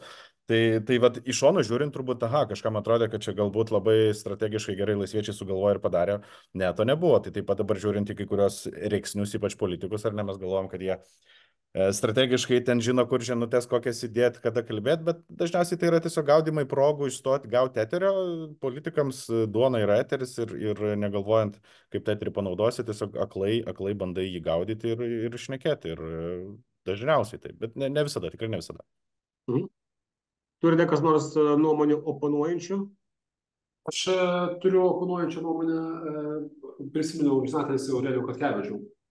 Kažkaip panašiam pokalbė prieš 20 metų maždaug po Pakso kampanijos buvo kažkaip bandyta išsiaiškinti, kaip čia ta Pakso kampanija vyko, čia gerai, blogai ir kaip čia buvo viskas sugalvota. Aurelijus, kuris čia buvo labai sistemiškas žmogus ir tą kampaniją darė gana sistemiškai, jisai sakė, žinai, sako, tu mėtai į tam tikrą kryptimį mėtai daiktus, ne, ir kai kurie jų prilimpa, kai kurie neprilimpa. Bet faktas yra tas, kad tu mėtai tam tikrus daiktus. Ir, pavyzdžiui, per Karolio grįžtant tos istorijos apie istoriją, kuri tikrai, aš manau, kad turėjo didžiulį įtakos, tiksliau, ne tiek tai istorija, tiek labiau Karbauskio užsipuolimas, ant tos istorijos Karbauskis buvo tų rinkimų Žemaitaitis, gal didesnis Žemaitaitis, negu yra dabar Žemaitaitis. Jisai nusprendė užpulti Laisvės partiją. Tiesiog šitame 2020 metais. Ir tokiu būdu atkreipė dėmesį į politinę jėgą, kuri šiaip tuo metu turėjo gana sunkų būdą įsiskirti, sunkų būdą prasimušti tą eterį. Ir tokiu būdu sukūrė labai didelį kiekį paminėjimų, tokiu būdu atkreipė dėmesį, kad jeigu Karbauskis taip puola, galbūt tai bus neblogai, bet kita vertus Laisvės partija ir Vilniaus savivaldybė daug labai darė panašių veiksmų. Tai, žinai, Karbauskis susirovė šitą, bet geriausiai raukia kažkokios kito dalyko. Kitaip tariant, tai buvo vis tiek tam tikra strateginė kryptis, kad parodyti, kad yra vienintelė partija Lietuvoje, kurie gina žmogaus teisų klausimus, turi modernesnį kitokį požiūrį į architektūrą, į paveldą, į miestą, į visus kitus dalykus. Ir aš manau, kad tas kaip čia pasakyti, tas susitvirovimas buvo labai netikėtas, bet jisai buvo naudingas, bet jisai tikrai buvo neatsitiktinis, nes partija nusamo darė panašius dalykus, Laisvės partijos įsikūrimo. Reikės, kad Karbauskis jis jau tada ten pyko visai ant dalies. Bet šiaip tai iš tikrųjų ta taktika beitinti kažką, tai iš Amerikoje mes dabar matom tą taktiką, kai Kamala Harris per debatus provokavo Trumpą, eiti ant temų, kurios jam patinka. Ir žinai, pavyzdžiui, kokį nors Karbauskį dabar jau, manau, mes pažįstam pakankamai gerai, kad čia galėtum sugalvoti, kaip išprovokuoti, pavyzdžiui, išpulti kažkokią, nežinau, narkotikų propagandą, dar kas nors reiškia, nežinau, ten šeimos kažkokie dalykai, tu gali, taip sakant, gali nesunkiai priversti Karbauskį, Gražulį ir dar ką nors pradėti tave pulti, nes jiems tai bus irgi naudinga kalbėti apie dalykus, kuriems yra matoma. Tai aš noriu pasakyti ir bendrinti, kad partijos strategijos jos egzistuoja, kartais galbūt tik nujaučiančiai, galbūt tai nėra ten kažkoks tai labai gudrus dalykas, bet aš manau, kad visos sėkmingos partijos, kurios gerai pasirodo rinkimuose arba gerai pasirodo rinkimuose tam tikroje kategorijoje, kaip Laisvės partija, kuri pateko iš politinės nebūties, tapo politinė jėga, jos visą laiką vis tiek yra paremtos tam tikrais tokiais, kaip čia pasakyti, gana sėkmingais nujautimais, kaip viskas turi būti. Pažiūrėkit, pavyzdžiui, tose rinkimuose. Aišku, mes dar neturime jų rezultatų, skaičiuosime iš šitų paskui, bet mes turime 5 partijas, kurios kalba tą patį. Mes turim Taikos partiją, netgi sunku skirti, kuris narys yra kurie partija. Turim Taikos partiją, turim Žemaitaičio partiją, turim Regionų partiją, turim kas ten dar, Tautos ir Teisingumo partiją, turim visą eilę Liaudės partija, kurie net Černiauskai negalėtų bet kurio iš šitų partijų. Tai turim didelį kiekį partijų, tokių mažai tarpusavy besiskiriančių, ir jos kažkas turi išsiskirti, žinai, kažkas turi būti stipriausias. Ir tai Žemaitaičio gebėjimas plepėti daug ir taip kitaip negu visi kiti, kaip akivaizdaus pastato buvo dalykas, jis išskiria jos iš kitų partijų, ir mes matom, kad ko gero tie visi kiti judėjimai, jie bus trumpalaikiai, jie turbūt turėtų ten vėl pradės jungtis, pyktis, ten kaip tas nevyksta kažkas, tai o Žemaitaičio partija bent jau dabar kurio laiko turbūt užims tą Pakso, mažiausiai Rolando Pakso partijos, gal net ir darbo partijos vietą Lietuvos politiniam peizaže. Jo, tik tai su vienu priminimu, kad Rolando Pakso jau nebeturime politikos gyvųjų tarpe jau kurį laiką, ir Viktoras atrodo, tiesiai taikymo ten žygiuoja, tai kad tas galiojimo laikas net jų tą vietą užimus yra vis dėlto ribotas. Gintai, aš tau norėčiau permesti šitą klausimą šiek tiek perfrazavęs ir pakreipęs į kitą pusę. Mykolas kažkada kalbėdamas apie Amerikos rinkimus yra pabrėžęs, kad politikoje tas tribalizmas darosi labai panašus į fanus, savo komandos fanus. Tai yra, nes nepriklausomai nuo to, ką daro tavo komandos, aš žinau, net general manager ar treneris ar dar ko nors panašiai, tai yra tavo komanda ir tu ją žūtini, bet kokiu atveju vis tik už ją eisi balsuoti. Tai vat norėjau paklausti, tavo požiūriu Lietuvoje jau yra taip ir ko tada galėtų Lietuvos politikos marketingistai pasimokyti iš sporto marketingistų? Sveiki. Tai aš visiškai labai geras šiaip palyginimas, nes futbolo komanda galėtų būti prilyginama mažam partijos modeliui, kur yra roliniai žaidėjai. Turime tam tikrus sričių specialistus, tai turim, tarkime, energetikos, švietimo ar dar kitokius, čia turim gynėjus, saugus puolėjus, turime žvaigždės, kurios veda komandas į priekį, kurias visi myli, dėl kurių ateina ir perka bilietus. Ir lyginant politinę ir sporto komunikaciją ir marketingą, tai ko galėtų pasimokyti, tai kad ta savo fanų bazė, esmė yra juk savo fanų bazę išplėsti. Mes turim gerą labai pavyzdį. Kauno Žalgirį, kuris kiekvieną sezoną renka pilnas arenas ir kovoja dėl tų žmonių, kad jie ateitų ir suneštų tam tikrą biudžetą, nes ta komanda gali būti stipresnė ir gali judėti į priekį. Tai politikoje turbūt to labiausiai ir trūksta, bandyti persivilioti iš kitų komandų savo fanus. Ir ką mes turbūt matom iš tų tradicinių labiau partijų, kad jos turi labai aiškiai savo namų aikšteles, kuriuose puikiai atrodo, bet į varžovų aikšteles nedrįsta žengti, nedrįsta eiti. Ir mes tokių pavyzdžių matėm, tarkim, per praėjusius prezidento rinkimus, kai viena iš aukščiausių valstybės vadovių, kai jos klausė, ar jinai vyks turą per Lietuvą, ar spės derinti savo tiesioginės pareigas su rinkiminė kampanija, jinai sakė, bet mane ir taip visi žino, ką aš dar galėčiau pasakyti. Ir čia turbūt yra, ko labiausiai trūksta galbūt Lietuvos politikoje ir ką padaro tokie išsišokę drąsus veikėjai kaip Nemuno aušros vadovas ar koks Viktoras, jie drąsiai eina ir kaunasi už kiekvieną, bet kokią aikštelę, jiems nėra svarbu. O tada šiek tiek kitas klausimas, vėlgi lyginant visiems trims, lyginant su ta pačia sporto fanų analogija, tai gal ne futbolo, nes Lietuvos atveju tai būtų labai tragiška, kiekviena partija turėtų maždaug po 300-400 žmonių ateinančių į varžybas ir geriau likime prie Kauno Žalgirio. Ar tai, kad kartais partijos elgiasi taip, kad nuo kur jie dings, jie vis tiek balsuos už mus. Na, sakykime, jeigu tavo pažiūros yra LGBT plus Q, tai tu neturi kito pasirinkimo, kaip balsuoti už laisvę arba žaliuosius. Ne? Jeigu tavo pažiūros dar ko nors, tu neturi kito pasirinkimo, kaip balsuoti už tuos. Jeigu tu nori stabdyti genderizmą ir steigti valstybinį banką Vytis, tai kur tu dėsiesi? Tai kiek partijoje yra, kiek jūs nuomonė tą partinį marketingą ir politinį marketingą įtakoja tas įsitikinimas, kad aš jau tikrai turiu kažkur tokią bazę, kurios iš manęs niekas neatims ir man svarbiausia, kad jos būtent neatims.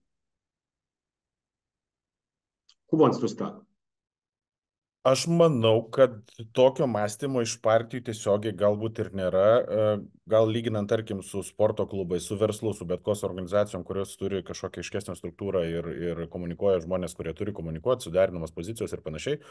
Partijos yra daug žmonių, ar ne, kurie kartais kaip palaidi šunys nežinau laksto į skirtingas pusės, kalba skirtingus dalykus ir sukelia krizės partijose. Tai aš nežinau, toks mąstymas yra, kad vis tiek jie ateis balsuoti. Tos klaidos kartais kitaip įsivaizduojamas iš vidaus partijos, negu matomas išoriai. Bet dar grįžtant prie sporto analogijos, man ko labiausiai trūksta, va čia geras pavyzdys buvo su sporto, ne? Tai man atrodo tokio aiškaus rezultato siektino, su kurio galėtų tapatintis, jeigu fanam ar ne, ten rezultatas, nežinau, LKL yra taurė, Eurolygoje yra įkrintamasis ir panašiai šiuo metu Žalgiriui. Tai partijoms tarp rinkiminių laikotarpių, ne rinkimas, bet tarp jų, tai kaip ir nėra kažkokių tikslų, ar ne, nu, ten Laisvės partija tai turi, tarkim, ne, sakom, du konkrečius tikslus, gal ten kažkas dar, bet iš principo jos kūrė tokį didžiulį komunikacinį triukšmą, didžiuliai skaičiai, va, Mykolas pademonstravo, ar ne, kiek jų ten yra, ką mes girdėjome, ką negirdėjome, bet ar kas nors pasakytų dabar konkrečiai, kokią vieną viziją turi ten viena kita partija, nu, konservatoriai su gynyba, ar ne, bet toks ganėtinai abstraktus irgi. Bet nu, mes gal ir šaliai nebeturim kažkokių tokių aiškių, ryškių tikslų, tada sunku tapatinti su tom partijom, kurios tokių tikslų neturi. Ir tada ir gaunas, kad jos kažkur šaudo į skirtingas šonus, vienas šūvis tau patinka, kitas nepatinka ir tu renkėsi, kur ten mažiausiai tų netaiklių šūvių ten ir už tuos balsuoji. Kitos nuomonės? Bet tai čia gal taip yra, aš sutinku, bet taip yra todėl, kad partijos nedirba 4 metus, jos neina, nebendrauja nuolatos su žmonėm. Ir tada, kai ateina rinkiminis laikas, atsisėda rašyti programų, tai nėra paslaptis, kad tas partijų programas, atskiras dalis rašo patys įvairiausi žmonės, kurie nebūtinai net yra tų partijų nariai ar dalyvaujantis kasdieniam partijos gyvenime. Tada nėra tų aiškių žinučių ir mes gaunam tokią, dar ką yra svarbu galbūt pabrėžti, kad rinkimų kampanijos yra labai, labai griežtai reglamentuotos. Tu negali savo per daug leisti, nes vienas dalykas tu turėsi teikti ataskaitas, kitas dalykas tave dar kokie keli šimtai tūkstančių stebi ir būtinai tave priduos, jeigu kažką netai padarysi. Kitas dalykas trūksta pinigų ir gaunam tokią situaciją, kad nėra nuoseklaus nuolatinio bendravimo su rinkėjais, tada neišgirstamas atgalinis ryšys. Ir tada lyginant su sporto analogija, jeigu tu neišgirsi iš fanų, jeigu tau fanai mato, kad tau blogai sekasi, o tu neįsiklausysi, nepabendrausi su jais, tai tu tiesiog jų neteks.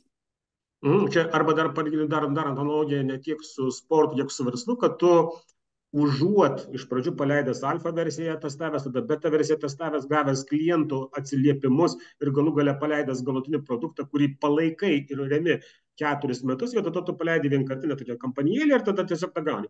Ir tu paminėjai kampanijos skurdumą, prieš tai Mykolas minėjo Aurelijų Katkevičių. Tai aš noriu paklausti, tikrai, nemanau, kad Lietuvoje taip gali būti tokie dalykai kaip Amerikoje, kur žmonės susilaukia kaip roko koncertai, Donaldo Trumpo mitingą laukia 2 valandas, eilė per visą mylę, galų galę nusileidžia lėktuvas, iš to lėktuvo nulipa pats pretendentas, eina ant dar ko nors, bet mes jau turėjome bent jau nusileidimus su malūnsparniais. Dabar geriausia, ką mes turime, tai atvažiuoja minivenas, išlipia iš jo tas pats Remigijus, ir ten papeza kažką 20 žmonių, ten mokyklos, pensininkų susirinkusių mokyklos salėje. Ar tai yra tikrai tik tai pinigų stygius?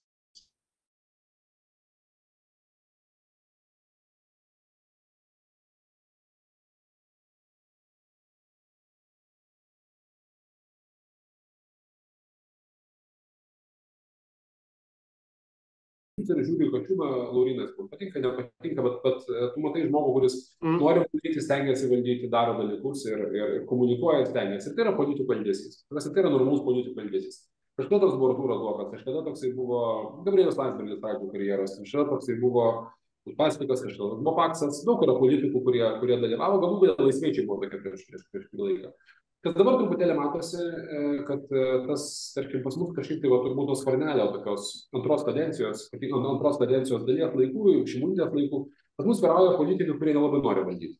Kurie nori, kad juos išrinktų, bet jie nebūtinai nori valdyti. Jie neturi politinių instinktą, noro patikti, stengtis kažką daryti.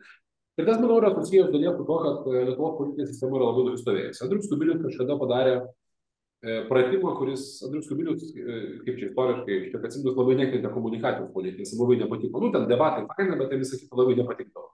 Jis ką padarė, jisai sujungė visas dešinėje buvusias partijas į konservatorių partiją. Po truputėlį suvaldė vieną po kitos. Ir tas visas toks sučiaumojimas pasibaigė to, kad iš esmės dešiniai, vadinkim, tokie proeuropietiškai dešiniai, nebėra vienos kitos politinės jėgos. Ir konservatorių partija yra užtikrinta, kad tai gaus tam tikrą balsų kiekį. Ir Ir tas toksai nuoseklumas, kitaip tariant, jos pozicija lentynoje yra prie pat kasos. Ir tu negali apeiti jos, jeigu tu reikia to produkto.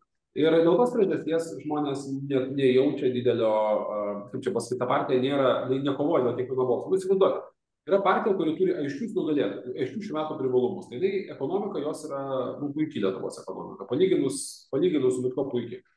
Ekonominė prasme puikiai. Dabar buvo migrantų krizė didžiulė, metė prieš mūsų susitvarkė. Tada gynybos prasme Lietuva išliko ten strateginė partija ir panašiai. Užsienio politikos prasme irgi Lietuva matoma reiškia ir panašiai. Yra tikrai gausybė dalykų, ko pasigirti. Ir įsivaizduokim dabar, bet versle, pavyzdžiui, mes turim ko pasigirti. Nežinau, mūsų ryšys pagreitėjo trigubai, arba mūsų ten, tarkim, nežinau, mes uždirbom daugiau, ar kažką padarėm daugiau. Nu, natūraliai tu bėgsi ir girsiesi. Nu, jau dabar ateis laikas, ten, nežinau, draudimo visiems ten žmonėms keisti savo draudimo tos polisus, reiškia, mašinų. Tu vis tiek laksysi, sakys, turim geriausią produktą, geriausias dalykas, geriausias rekordas. Iš esmės, iš to rinkimų kampaniją apie tai niekas net nebando kalbėti. Tai prasme, yra toks dalykas. Ir ko gero vis tiek konservatoriai pasirodė daug geriau negu atrodo. Kitaip tariant, tas jų pralaimėjimas, būtent dėl to, kad nėra politinio pasirinkimo, jis bus labai nedidelis. Ir tas politinis pasirinkimas ateina iš to, kad pati partija nėra konkurentas. Pažiūrėkit, mes turim tą pačią partiją, turėjom tokių ministrų, dar kažko, mes turim tą pačią partijos sąrašą, kaip ir papratus rinkimus, niekas labai nėra pasikeitę. Ta prasme, ta partija toliau, iš esmės, ta karta, kuri atėjo 16 metais konservatorių partijoje, bus ir toliau. Jeigu pažiūrėsim kitur, tai irgi yra tam tikras tokio fatalizmo jausmas. Nu, atėjo Žemaitaitis, visi sako, nu dabar Žemaitaitis laimės. Ir nėra, ten nepasakysiu, tai populistai pusė nevyksta kažkokio mirtino draskimus ir kitų dalykų. Tai aš manau, kad čia yra vienas iš esminių dalykų turbūt yra tai, kad ES mūsų pastačius tokį farvaterį yra ir mes ten nelabai ką keičiame. Pinigai jau planuoti, visi didėjai investicijos sprendimai jau yra padaryti. Ir iš esmės, aš nesakau, kad yra padaryta viskas, bet iš esmės politikas gali tiesiog, iš esmės, netgi, tarkim, vidutinių gabumų arba be idėjų politikas gali sėsti tą farvaterį ir plaukti. O tos vietos, kur mums patiems reikia kažką padaryti, mes turim dvi vietas atveju. Gynyboje kažkas vyksta. Švietimo sistema, absoliučiai yra katastrofa, jinai blogėja su kiekviena diena. Ta prasme, ir vėlgi, oponentai švietimo sistemos, kurioje akivaizdžiai silpniausia konservatorių valdymo dalykai, keičiasi ministrai. Nuolatos susimauna per egzaminus, visi plėperki mato, kad rezultatai yra blogi, nieko ten nevyksta. Ir apie tą kampanijos dalį apskritai yra beveik nekalbama. Tai aš noriu pasakyti, kad mes turim tokią postpolitiką. Ta prasme, balsuojam už tos grendus, plaukiam to farvaterio ES, nieko per daug čia keisti nereikia, viskas yra visai neblogai, ekonomika auga, visiems gerai, truputį verslininkai nuskriaudžia, bet verslininkai, kadangi ekonomika auga, jie ten sako, nu gerai, tiek tos per daug neprieštarauja. Ir tos politinės konkurencijos tokiu būdu nėra. Tai dabar dar kitas dalykas, aišku, yra tai, kad Dalia Grybauskaitė padėjo daug pastangų panaikindama pinigų įtaką politiką. Tai čia irgi reikia tą pasakyti. Tiek korupcijos skandalai, kurie buvo susiję su rinkimų parama Eligijui Masiuliui, tiek apskritai korupcijos panaikinimas, stengiamas tikrai labai sėkmingas panaikinimas iš daugelių vietų, bet taip pat ir juridinių asmenų finansavimo apribojimai. Tas kas turėjo milžinišką įtaką, kad verslas nebegali remti, kaip čia pasakyti, nebegali remti dideliais pinigais partijų, o pasekoje mes turime, kad reklamos yra skurdžios ir visos partijos gyvena tiesiog iš valstybinių lėšų.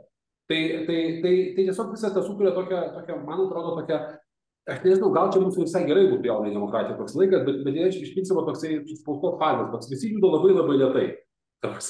Iš to, kad vienas kitas pagreitėja truputį Kasčiūnas, pagreitėja truputį kažkoks Žemaitaitis, dar kažkas, bet visas bendrai tas visas dalykas vyksta labai toks lėtas judėjimas, kurie visi dalyviai suvokia, kad viskas nepasikeis. Ir gali būti, kad šitos rinkimus kažkas pasikeis. Konservatorių pralaimėjimas šiuose rinkimuose labai esmingai pakeistų, didelis pralaimėjimas pakeistų situaciją, bet vėlgi netrodo, kad, netrodo dabar, kad čia kažkaip būtų toks konservatoriai galėtų pralaimėti. Ta prasme, žmonės per daug bijo Ukrainos, per daug bijo Vaitkaus ir kitų teimų ir prabalsuotų už konservatorius, lygiai taip pat kaip Laisvės partijos rėmėjai prabalsuos už Laisvę ir ko gero dar dalį nusivylusių balsų susirinks liberalai ir galbūt Skvernelis. Tai aš noriu pasakyti, kad mes turim tokią situaciją, tokią marketingo situaciją, sunkiai įsivaizduojamą dalyką, tai yra, nežinau, galima tai būtų palyginti su oligopolinė rinka. Yra oligopolinė rinka, trys žaidėjai žinomi, ir dėl vieno žaidėjo nuolatos visokie jų kameriai mušasi ir viskas. Ir viskas yra absoliučiai sustoja ir iš esmės be kažkokio didelio rinkos persikeitimo turbūt, kad niekas esmingai nesikeis. Vienas sureaguoti, tai Taip.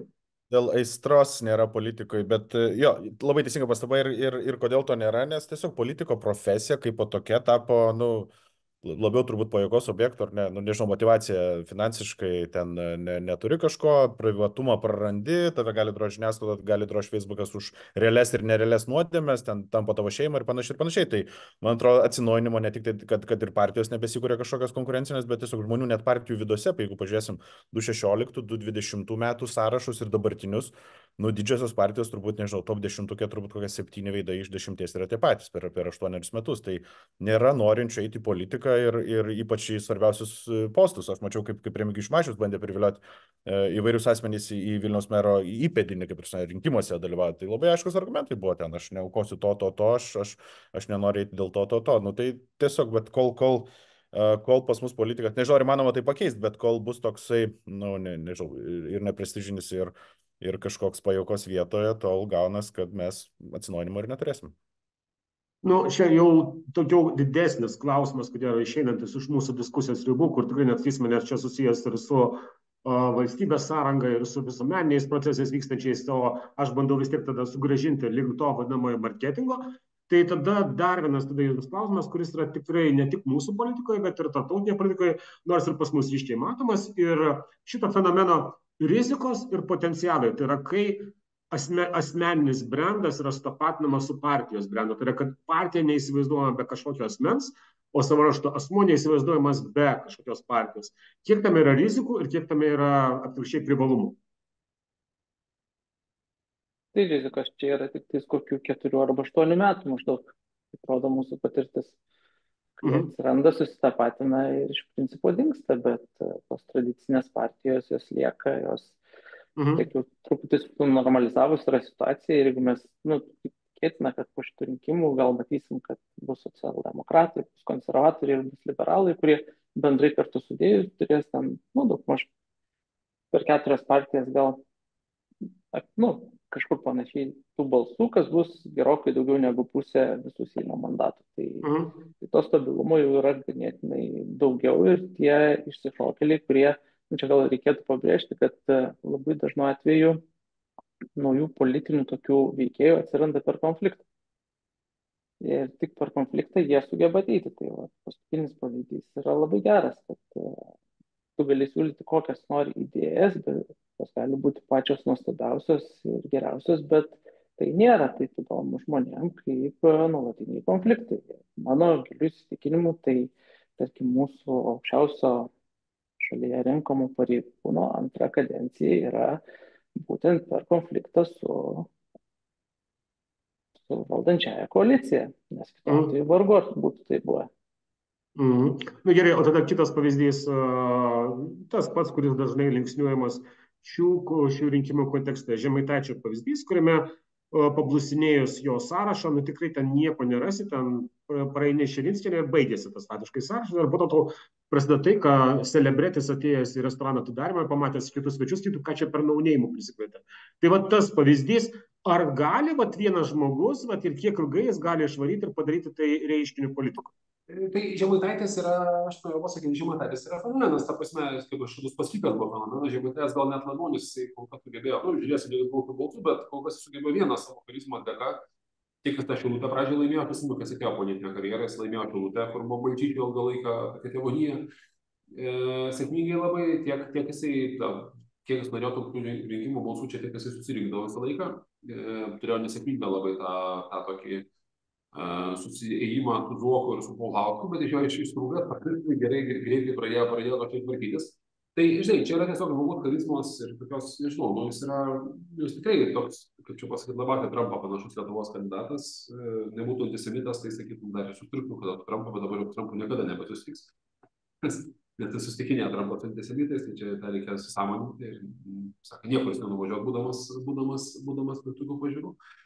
Net jau, nežinau, laikų nebandęs atsiprašyti arba išėti iš tos situacijos, ko jis dabar sėkmingai nedarė. Bet Žemaitaitis yra fenomenas, ta prasme, kad jis yra įdomus žmogus. Pavyzdžiui, aš žiūrėjau tos debatus ir aš ilgą laiką maniau, kad čia Vėgėlė buvo tas kandidatas, kuris tikrai jisai puikiai susidėliojo, politikonomiškai, teisingai pristatė savo pozicijas, antivakserizmą, visą kitą panašiai. Bet labai aiškiai matėsi, kad per debatus Vėgėlė buvo nuobodus ir neįdomus, o Žemaitaitis buvo įdomus, nes niekada nežinai, ką jis pasakys naujo. Ir jisai, žmonės įdomus, žmonės traukia kitus žmonės ir jie sugeba tai padaryti. Tai Žemaitaitis tikrai yra šių rinkimų toksai fenomenas, nes visi kiti yra, Gražulis yra jau tas, nebeįdomus jau labai seniai, yra visi visiškai viskas aiškiai, jis turi savo porą triukų. Uspaskichas matosi nebeįdomus netgi pasauliu, jo kalbų matosi jis jau ten taip, toks biškai primena Joe Bideną, o ne tokį, kaip čia pasakyti, tokį aštrų į Donaldą Trumpą ar dar kažką panašaus, jis taip jau ten truputėlį kalba, bet pamėgo keiktis ir siuntėti šius vadinau. Tai tas yra turbūt, bet aš manau, kad žinai, politika yra ta vieta, jeigu paimsi visą politikos esmę, politika yra prekės ženklų žaidimas, ta prasme, prekės ženklai atsiranda iš politinių brandų. Tai pasižiūrėkime, ką padarė su Respublikonų partija, ten, nežinau, Romas Lincolnas ar su Demokratų partija, ar Rusuotas arba Kennedys.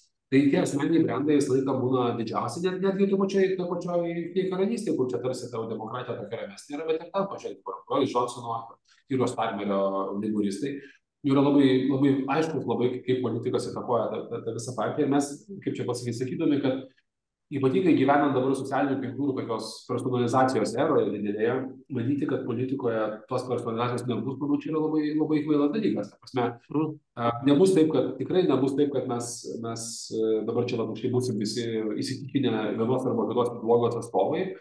Mes vis tiek seksim kažkokius tai žmonės, kurie mums bus įdomus ir bandysim su jais darytis. Ir čia Amerikoje didžiausias yra klausimas, kad partijos, tie politiniai brandai, kaip Donaldas Trumpas, visą partiją nuveža visai kitą pusę. Arba mes dabar matom, kas vyksta su Kamala Harris, kuri visą partiją į dešinę pusę taip stipriai pakreipė per 3 mėnesius, kad net yra sunku patikėti, kiek ta partija pasikeitė ir kaip jinai kalba apie ginklus, apie sienos stabdymą ir panašiai. Tai vėlgi yra visiškai akivaizdu, kad žmonės yra lyderiai ir tie lyderiai kreipia tas politinės partijas. Tai čia yra asmeniniai brandai. Dabar, žinai, verslė tų asmeninių brandų irgi būna, koks Virgin Atlantic, pavyzdžiui, ar tų. Tas pats Trumpas yra irgi asmeninių brandų. Maskas tas pats, jo asmeninių brandų irgi būna, bet verslė visgi taip, kaip čia pasakyti, verslė visgi yra produktų yra daugiau gerokai. Didesnė, tada mojo dalis. Nežinau, marškinėlių gal ir gali parduoti, būdamas asmeninis brandas, bet tikrai mašinos nepagaminsi, jeigu ne mašiną. Victoria Secret. Na tai žinai, tai dropshippingas yra kitas reikalas, tai dropshippingas yra senas bandymas pasinaudoti influenceriais ir čia Shopify'us yra pastatęs labai didelį, labai daug, ir ne tik Shopify'us ir dabar ten ir visos kitos kompanijos pastatė labai didžiulę dalį, bet turbūt tas verslas turi pasibaigti, parduoti kol tavo postus laikina, parduoti kremo ir juvelyrikos kolekcijos ir tada paskui kažkaip visas tas reikalas po truputį jisai persikėlė kažkur kito jaunesnio, gražesnio, sėkmingesnio žmogaus. Dar vienas klausimas visiems trims. Senovės romėnai turėjo šūkį panem et circensis, jo duonos ir žaidimo. Dabar kaip tarsi tas duonos poreikis yra beveik patenkintas, ar nėra jums tokio įspūdžio, aš metu provokacinį teiginį, kad publikai, tai yra tam politikos vartotojui, jam reikia circensis, tai yra žaidimo. Ir būtent tai, kas sugeba pateikti kažkokį žaidimą, kažkokį turinį, tas išsikovoja kažkokią poziciją, aš nežinau, nesakysiu, kad geresnė finišo, bet tam tik vos geresnė starto pozicija. Ir kiek šitas, aš nežinau, politikos ne tik tai trivializacija, gamifikacija, nežinau, už reality showizacija, kiek jį keičia tą mūsų dabartinę politiką. Pasižiūrėjau, kad net tos pačios gamifikacijos, man atrodo, brandai asmeniniai stipriau negu kažkokie žaidimai ir kažkas. Nėra tokio. Nesugalvoju, nešaunu galvo. Aš gal pasakysiu paprastą dalyką. Mes išnaikinom visą gamifikaciją savo įstatymus. Grybauskaitė sistemiškai sėdėjo įstatymus. Žiūrėkit, pinigų nėra. Dovanų rinkėjams daryti negalima. Vyriausioji rinkimų komisija sėdi ir nuožmiai teisė visus, kurie truputį kažką pakurta ir pasidaro. Jokių inovacijų daryti negali. Iš esmės, ta prasme, tai žinai, tada lieka tik tai kanalo inovacijos, komunikacijos inovacijos ir žinios inovacijos. O žinios inovacijos irgi yra tokios, kad jeigu tu pradėsi žiūrėti per daug ir išeisi iš to ES paradigmos, kurią beje palaiko dauguma Lietuvos rinkėjų yra patenkinti mūsų europiečiais, patenkinti gauti išmokas ir apskritai mano, kad ES yra geriausias dalykas, kas mums nutiko. Tai dabar tu išeisi per daug, pradėsi sakyti, čia ne ES ir žiūrėk, tu pabaigsi kaip čia pasakyti, pabaigsi užribėje, nes žmonės taip tiesiog netikės, nes vis tiek ta politika pas mus ir būna tarp tų, kaip čia pasakytus pasakas, tavo didžiausia sėkmė pasiekė būdamas ne švestą vandenį pardavinėdamas, o pasikinkęs krūvą žinomų žmonių, ES europarlamentarę Oną Juknevičienę ir kitus žmonės ir pardavinėdamas jums sėkmingą, logišką kelią į aktyvesnį kelią, bet kaip ir mūsų susijusių su Europos Sąjunga. Principas Uspaskichas buvo Europos Sąjungos agitatorius. Tai noriu pasakyti, kad rinkėjai net matyti nelabai nori tos gamifikacijos. Kitas dalykas, nėra net būdų, kaip tai padaryti. Jeigu, pavyzdžiui, dabar sakytų, padaryk gamifikaciją, kad ir didžiausių partijų, nežinau, tenais, dar kai buvau politinis konsultantas, aš nežinau, ką čia prigalvotum, neprigalvotum vis tiek. Ką čia, po porą ten žaidimų, kokių skandalų, dar kažko, bet iš esmės paėmus, tu gali truputėlį savo išryškinti poziciją, bet aš nematau apribojimų. Čia reikėtų gerai įstatymus pakeisti. Ta prasme, reikėtų gal grąžinti juridinių asmenų finansavimą, truputį pralaisvinti rinkimų įstatymus, šiek tiek legalizuoti daugiau dalykų. Tada žiūrėk, mes galėtumėm dar ir sugrįžti į Rusiją sėkmingai, bet dabar tai sunku bus labai. Mano klausimas gal ne apie tai, kiek tai yra. Gal dėl to ar gerai, aš tai sakau, aš nežinau, čia yra blogas dalykas. Jo, tai čia vat ir klausimas yra. Bet yra kaina, kurią mes mokam už mūsų nuspėjimų ir ekonomikos augimą. Tai, ką tu ir rašei šiandienos šitame savo, kol jūs miegojote, kur tu buvo, man atrodo, tai klausimas dėdamas vieno žmogaus, kur skirtumas tarp Lietuvos ir Amerikos, kur sako, ar čia pas mus taip yra gerai, kad mes ten turime tokias mažas problemėlės, kad kažkas plakatą nuėmė, kažkas rietavo turguje, ar tai pastūmė, ar jis nukidavė, ir tuo tarpu ten turime kaltinimus, kad ten negesina, kad, kaip Marjorie Taylor Greene, kad čia valdo orą ir užsiuntė uraganus ar dar kažkas. Tai vat vėlgi klausimas, ar tikrai mums reikia tos gamifikacijos ir ar tikrai mes norime kažkokio didesnių žaidimų rinkėjui. O gal apskritai mes turime džiaugtis, kad pas mus politika tokia nuobodi ir netgi rinkiminės kampanijos nuobodžios. Visiems trims klausimams. Vyko debatai, liežuvių kova ir tada ta charizma tampa svarbesnė. Dabar žiūrėk, visi kažkokie elementai, kurie pasiekia socialinius tinklus apie rinkimus, dažniausiai yra iškarpos iš debatų, tas ten nusišnekėjo taip, nes kažkokių veiksmų kitų, nežinau, tas klipas Orlausko ir to šutvės, mačiau to Antano Šampano klipą LSDP, kuris daug geresnis beje buvo, tai tokie veiksmai, bet daugiau nieko nebėra, ta prasme, čia ir nususinimas ir priemonių, bet ir žmonių turbūt, kada nepasipildo, trūksta fantazijos, nes tu galėdamas, neturėdamas pinigų, turėdamas fantaziją irgi gali kažką išlaužti turbūt, tai vat nusisusino iki tiek ir nežinau, gal ir žmonėms nebereikia, iš tikrųjų gyvenimas pakankamai gero lygio ir nebėra kertinių problemų, tai turbūt tada prasideda tiesiog rinkimasis pagal tai, kas ten, nežinau, mažiau nusišneka ar kokias čia. Bet žinai, aš gal pasakysiu, kita vertus, žinai, bet sakysiu, sakytų viskas tarsi tvarkoja, žinai, bet mes turim labai rimtų problemų, nesprendžiamų, žinai, turim švietimo sistemos problemą, kuria problema yra didžiulė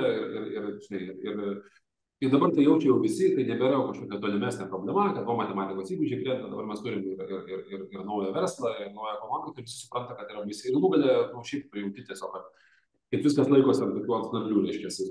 Ir ta vietoje mes neturim, niekada niekas nebandė daryti reformą, nuo Steponavičiaus laikų, kuris irgi bandė padaryti reformą, medalius įvedė tas krepšinius ir pradingo universiteto reforma, kuri buvo sumanyta dar Skvernelio, kurią paskui sėkmingai nukildino dabartiniai valstiečiai, tuometiniai Skvernelio partijos sugalvojo gabalas tuometinis. Jokių jungimų nepadaryta, toliau turim čia universiteto per daug, reiškia, toliau turim per mažai pinigų dėstytojams ir panašiai. Tai žinai, pavyzdžiui, čia yra puikus pavyzdys, toks pavyzdys, kurioje tos diskusijos tarsi norėtųsi turinio, nes, žinai, tas buvimas be turinio yra fainas toks, mes jūs tarsi čia susapgausim. Bet realybėje to turinio norisi tikrai žymiai daugiau, ir tos ambicijos norisi žymiai daugiau. Ir kaip čia pasakyti, kartais tas aštrumas yra nieko blogo, jeigu jis yra susijęs su rimtais dalykais, ką noriu pasakyti. Ta prasme, žinai, vėlgi prisiminus tą patį Donaldo Trumpo kampaniją, čia mes galim daug dalykų apie ją kalbėti, bet Donaldas Trumpas į politiką atnešė labai svarbias temas, kuriomis iš esmės varoma dabar visa politika tame tarpe demokratų. Pirma tema yra ta, kad deindustrializacija, kuri vyko Amerikoje, yra baisus dalykas ir nuskurdo krūvą žmonių, kurie anksčiau jautėsi vidurinioji klasė, dabar pavirto į kažko kitų. Ir mes tai jaučiam iki šiol ir Bidenas 20 metais dėjo visas pastangas, bet ir iki šio krūvą pinigų, kurie galbūt suveiks dar 8 metų. Rusija bando Ameriką sugrąžinti gamybą. Kitas dalykas yra konkurencija su Kinija idėja, kuri buvo visiškai tokia marginali idėja, jinai taip pat Trumpo metais buvo atvesta į Amerikos politiką ir jos niekur nepastraukė. Tai noriu pasakyti, kad kartais tas aštrumas veikia ne tada, kai Antanas Šampanas arba ten dainuoja kažkokią nesąmonę, reiškiasi, apie įstatymą, kurio net nėra priimta Lietuvoje. Štai, ta prasme, tas visas šeimų įstatymas yra šiaip toks kažkokia.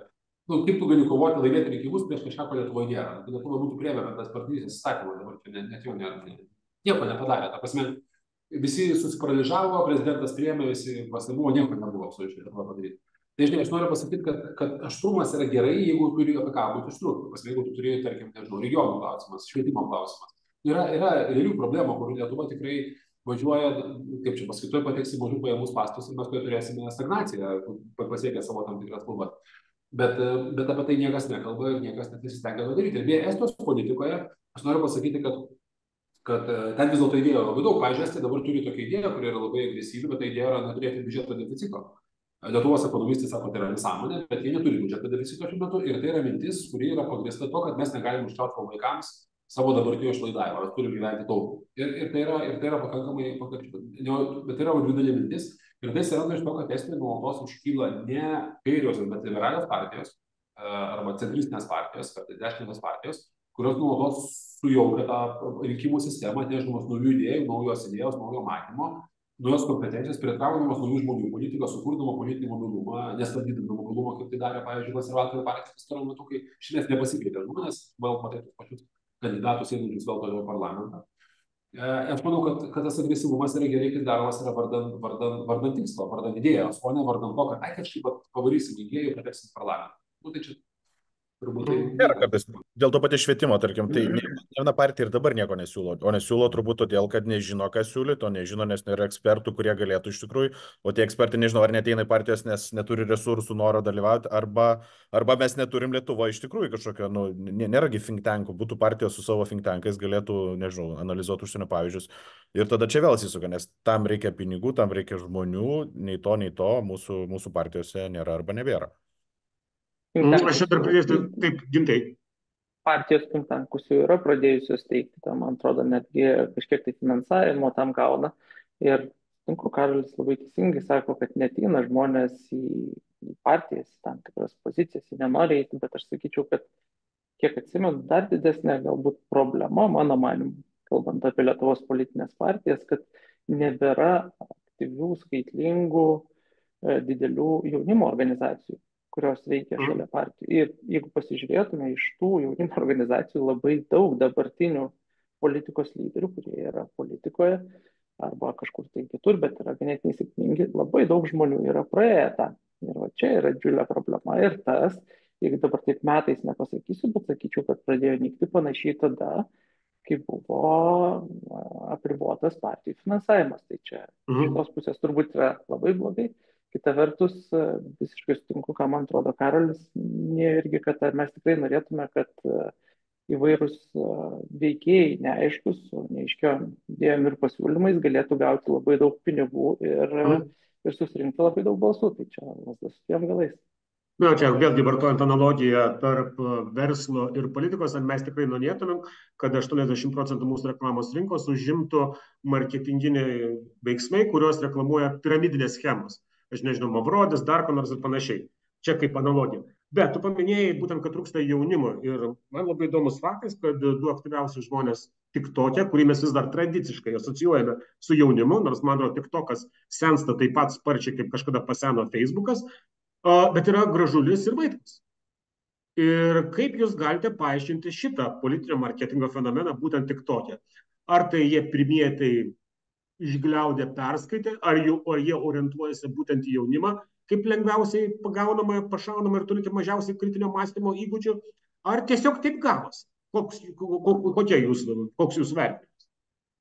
Arba jiems kažkas patarė, kad tai yra geras kanalas ir patarė, kaip tą daryti. Žinau, nes kodėl kitų ten yra, iš tikrųjų, vienetai turbūt, arba sėkmingai. Bet neįsivaizduoju. Jie patys nemanau, kad būtų Vaitkus. Aš netikiu, kad Vaitkus turėtų kažkokią aišką strategiją, kaip pasiekti tam tikras grupės ir per kur.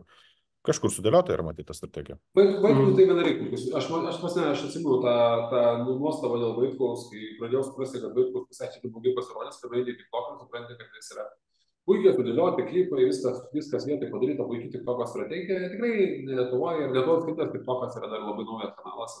Tuo metu buvo dar labai naujas kanalas, prieš porą metų ten dar nelabai šių specialistų buvo. Aš manau, kad Vaitkus ten tikrai buvo mažai eksperimentavimo, ir buvo sudėliotas.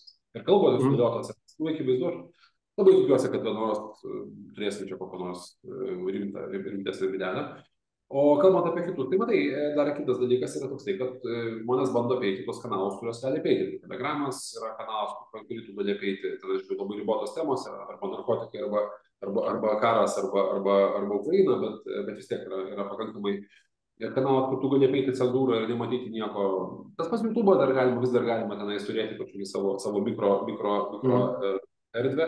Ir lygiai tas pats TikTokas. TikToką labai sunku surasti, kas daro, kai nėra stebėjimo, dėl to man dabar daug turi centrą stebėjimo greičiau įdėkti, nes ten tikrai vyksta labai daug dalykų, kurios yra matosi. Ir žinai, ir žmonės, kuriems, tarkim, sunku prasimušti į centrinę žiniasklaidą, tiesiog nėra labai įdomus, ne, ten, tarkim, matėm didžiausią kanalą LRT, ten TV3, dar kažkas neprasimuštų labai dažnai Žemaitaitis. Tai žinai, tuose kanaluose, kai sunku prasimušti, jis gali bandyti rasti kažkokius alternatyvinius kanalus ir ten tuose kanaluose eina ten, kur einasi, ten, kur darosi. Bet žinai, kaip čia pasakyti, vis tai, kad tai būna pasuojama tokių kanalas, kad yra nauja platforma, ta platforma pradžioj būna už mūsų radikalai ir vaikai, tada platforma nusėda, tada atsiranda kitas kanalas ir vėl tai būna vieta, kur ateina patys išliausiai. Dėl ko politikai to nedaro, dėl to, kad politikai Lietuvoje nelabai turi noro to daryti. Tas labai aiškiai matosi, kad konservatoriai, liberalai, jie neturi, kam daryti ten, jeigu galima daryti. Na, čia ne tik tai Lietuvoje, aš prisimenu Ryšį Sunaką, kurio tiktokiniai vaizdeliai būdavo tokie cringe, kad ten būdavo galima, aš nežinau, ten įsivaryti galvos skausmą arba vidurių paleidimą visai savaitai. Matos, kad tiesiog ne ta karta. Bet TikTokas TikTokų, bet apskritai socialinė medija, socialiniai tinklai kaip reiškinys.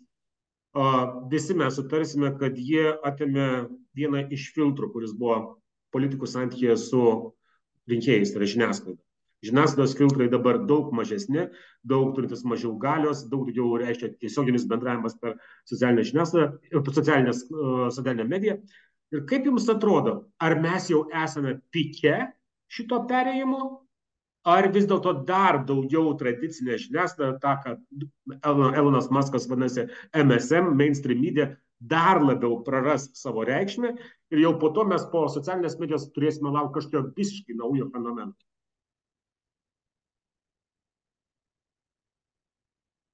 Taip.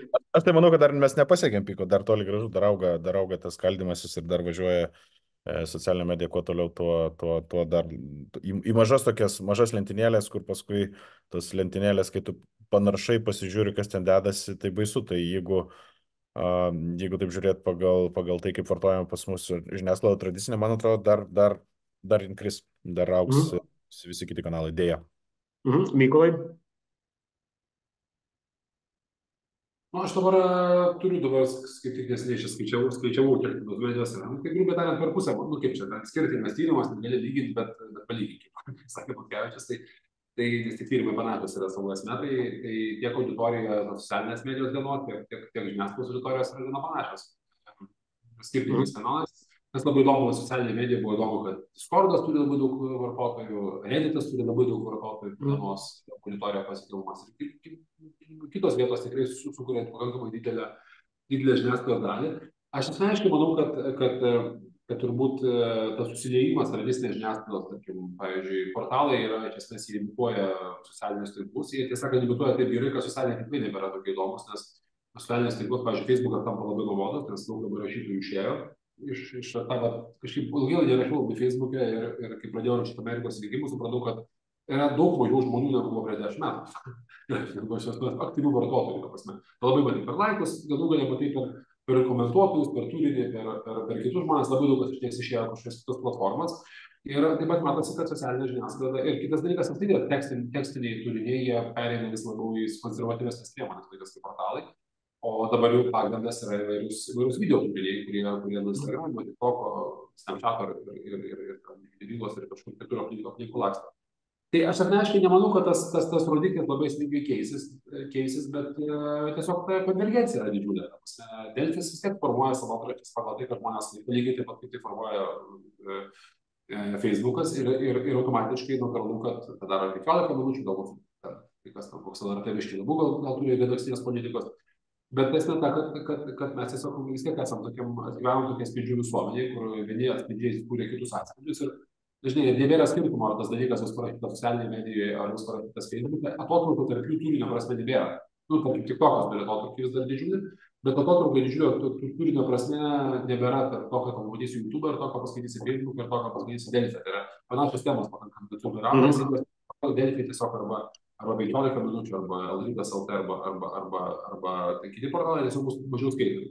Aš manau, kad mane turbūt labiau domina, tai tas skaičiai galbūt biškai dar didės, bet neslygiai. Mane labiau domina kitas dalykas, mane labiau domina, kaip keistis atsiras naujos medijos, kurios bus tokios profesionalesnės. Ta prasme, mes Lietuvoje dar vis dėlto turim labai nebaigtą kelią į tą tokią kokybišką mediją. Ta prasme, mes neturime, nekalbant čia apie Atlantiką ar Veikonomis, tai rimtus laikraščius leidinius, bet mes turbūt dar neturime net ir tokio klinčyto spaudos leidinio, kuris galėtų aprėpti viską ir portalo kaip New York Times'as arba kaip Wall Street Journal, ar kažkas tokio, kuris galėtų aprėpti viską ir turėtų galimybę prašyti pinigų ir sėkmingai laikytis. 15 minučių labai aiškiai stengiasi artėti prie to tokio idealo. Manau, kad dar ten yra turbūt tiesiog dar kovoja su pajamas pagrindinis yra ne iš prenumeratorių, bet iš reklamos. Tas labai jaučiasi, bet aš manau, kad pačiai turbūt įdomesnis dalykas būtų, kad 10% vartotojų susitiktų vienam dviejose kanaluose, kurie turi moderavimą, kuris nėra įtakotas, tiesiogiai įtakota to, ko žmonės skaito. Kitaip tariant, kad New York Times pirmo puslapį formuoja vis dėlto galbūt ne tik tai žmonių skaitomus, bet ir tai, ką mano, kad reikia pasakyti. Tas Lietuvos portaluose labai seniai nėra matyta nuo daug metų.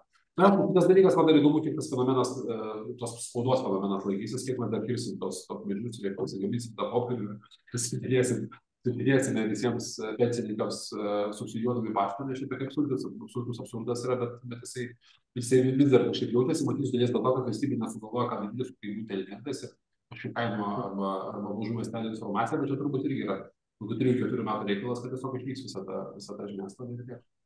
Ir čia, ko gero, didžiausias panašumas tarp politikos ir verslo marketingo, su kuria išvada aš ir norėčiau baigti, kad ir ten, ir čia yra labai sudėtinga rasti tarp balansą tarp to, ką nori žmogus išgirsti, ką tu jam nori pasakyti ir ko iš tikrųjų objektyviai reikia. Na, žinot, prisimenant tą senąją Henry Fordo frazę, kad jeigu aš būčiau daręs tai, ko žmonės nori, tai aš būčiau turėjęs pagaminti greitesnį arklį.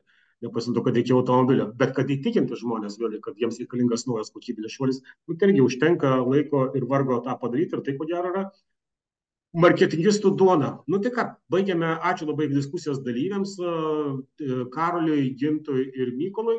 Ir tą gaidą noriu ir baigti, primindamas tai paskutinę dar vieną išvadą, kad niekuomet nenaudokite politinio marketingui LinkedIn'o. Ten jis tikrai neveikia. Aš dar noriu paprašyti, kad kitą kartą mes turėtume šį dėl labiau, kaip čia, tokią diversiją, labiau dalį dalyvų, nes tai 4 balti vyrai, panašaus amžiaus yra visiškai tučiai. Tai gera diskusija, manau, kad reikėtų ir daugiau net žmonių pasiklausti ir kitų dalykų. Diskusija faina, labai faina matyti jūs draugai, bet daug čia gerą diskusijai. Nebuvo su ko pasityčioti. Moterų reikia ir kitų žmonių, nes labai atsiprašau šitą dalyką. Žemaitaičio Astros Genovaitis čia reikėjo būtų biškai pamaišę vaidį. Kandiduką. Labai susidūrė su jais, matau. Tai ačiū diskusijos dalyviams ir ačiū Aidui Puklevičiui ir primenu, kad Mykolas ir Aidas turi labai nuostabų podcastą apie Amerikos rinkimus, kas jau skaito Mykolo Katkaus, kol jūs miegojot ir dar norite daugiau įsigilinti į Amerikos prezidento rinkimus. O aš jūs kviečiu jau rytoj prisijungti į Lima 2 popiečių renginį, tvarumas ir marketingas, bei kitus renginius. Ir jeigu, aišku, nesate dar Lima narys, kviečiu prisijungti. Daugiau informacijos lima.lt puslapį. Ačiū Jums ir... Taip, Mykolai? Kad aš dar rašau tokį, jeigu temos įdomas, kaip paduomenės ir kitus dalykus, rašau tokį, su kolegomis rašom tokį naujienlaiškį. Tai jeigu norite susiprenumeruoti Repsensi, jo galite surasti, mes sakėme, dar pasidalinsim to naujienlaiškį, tai tikrai manau rasite daug įdomios informacijos ir dalį to, ką mes čia aptarėme. Taip, tai mes visiems dalyviams siųsdami rytoj apklausos laišką, lauksime jūsų įvertinimo ir idėjų kitiems renginiams, pasidalinsime ir Repsens naujienlaiškių, jeigu norite daugiau informacijos ir skaičių. Tai ačiū Jums visiems, gražaus vakaro ir iki kitų susitikimų.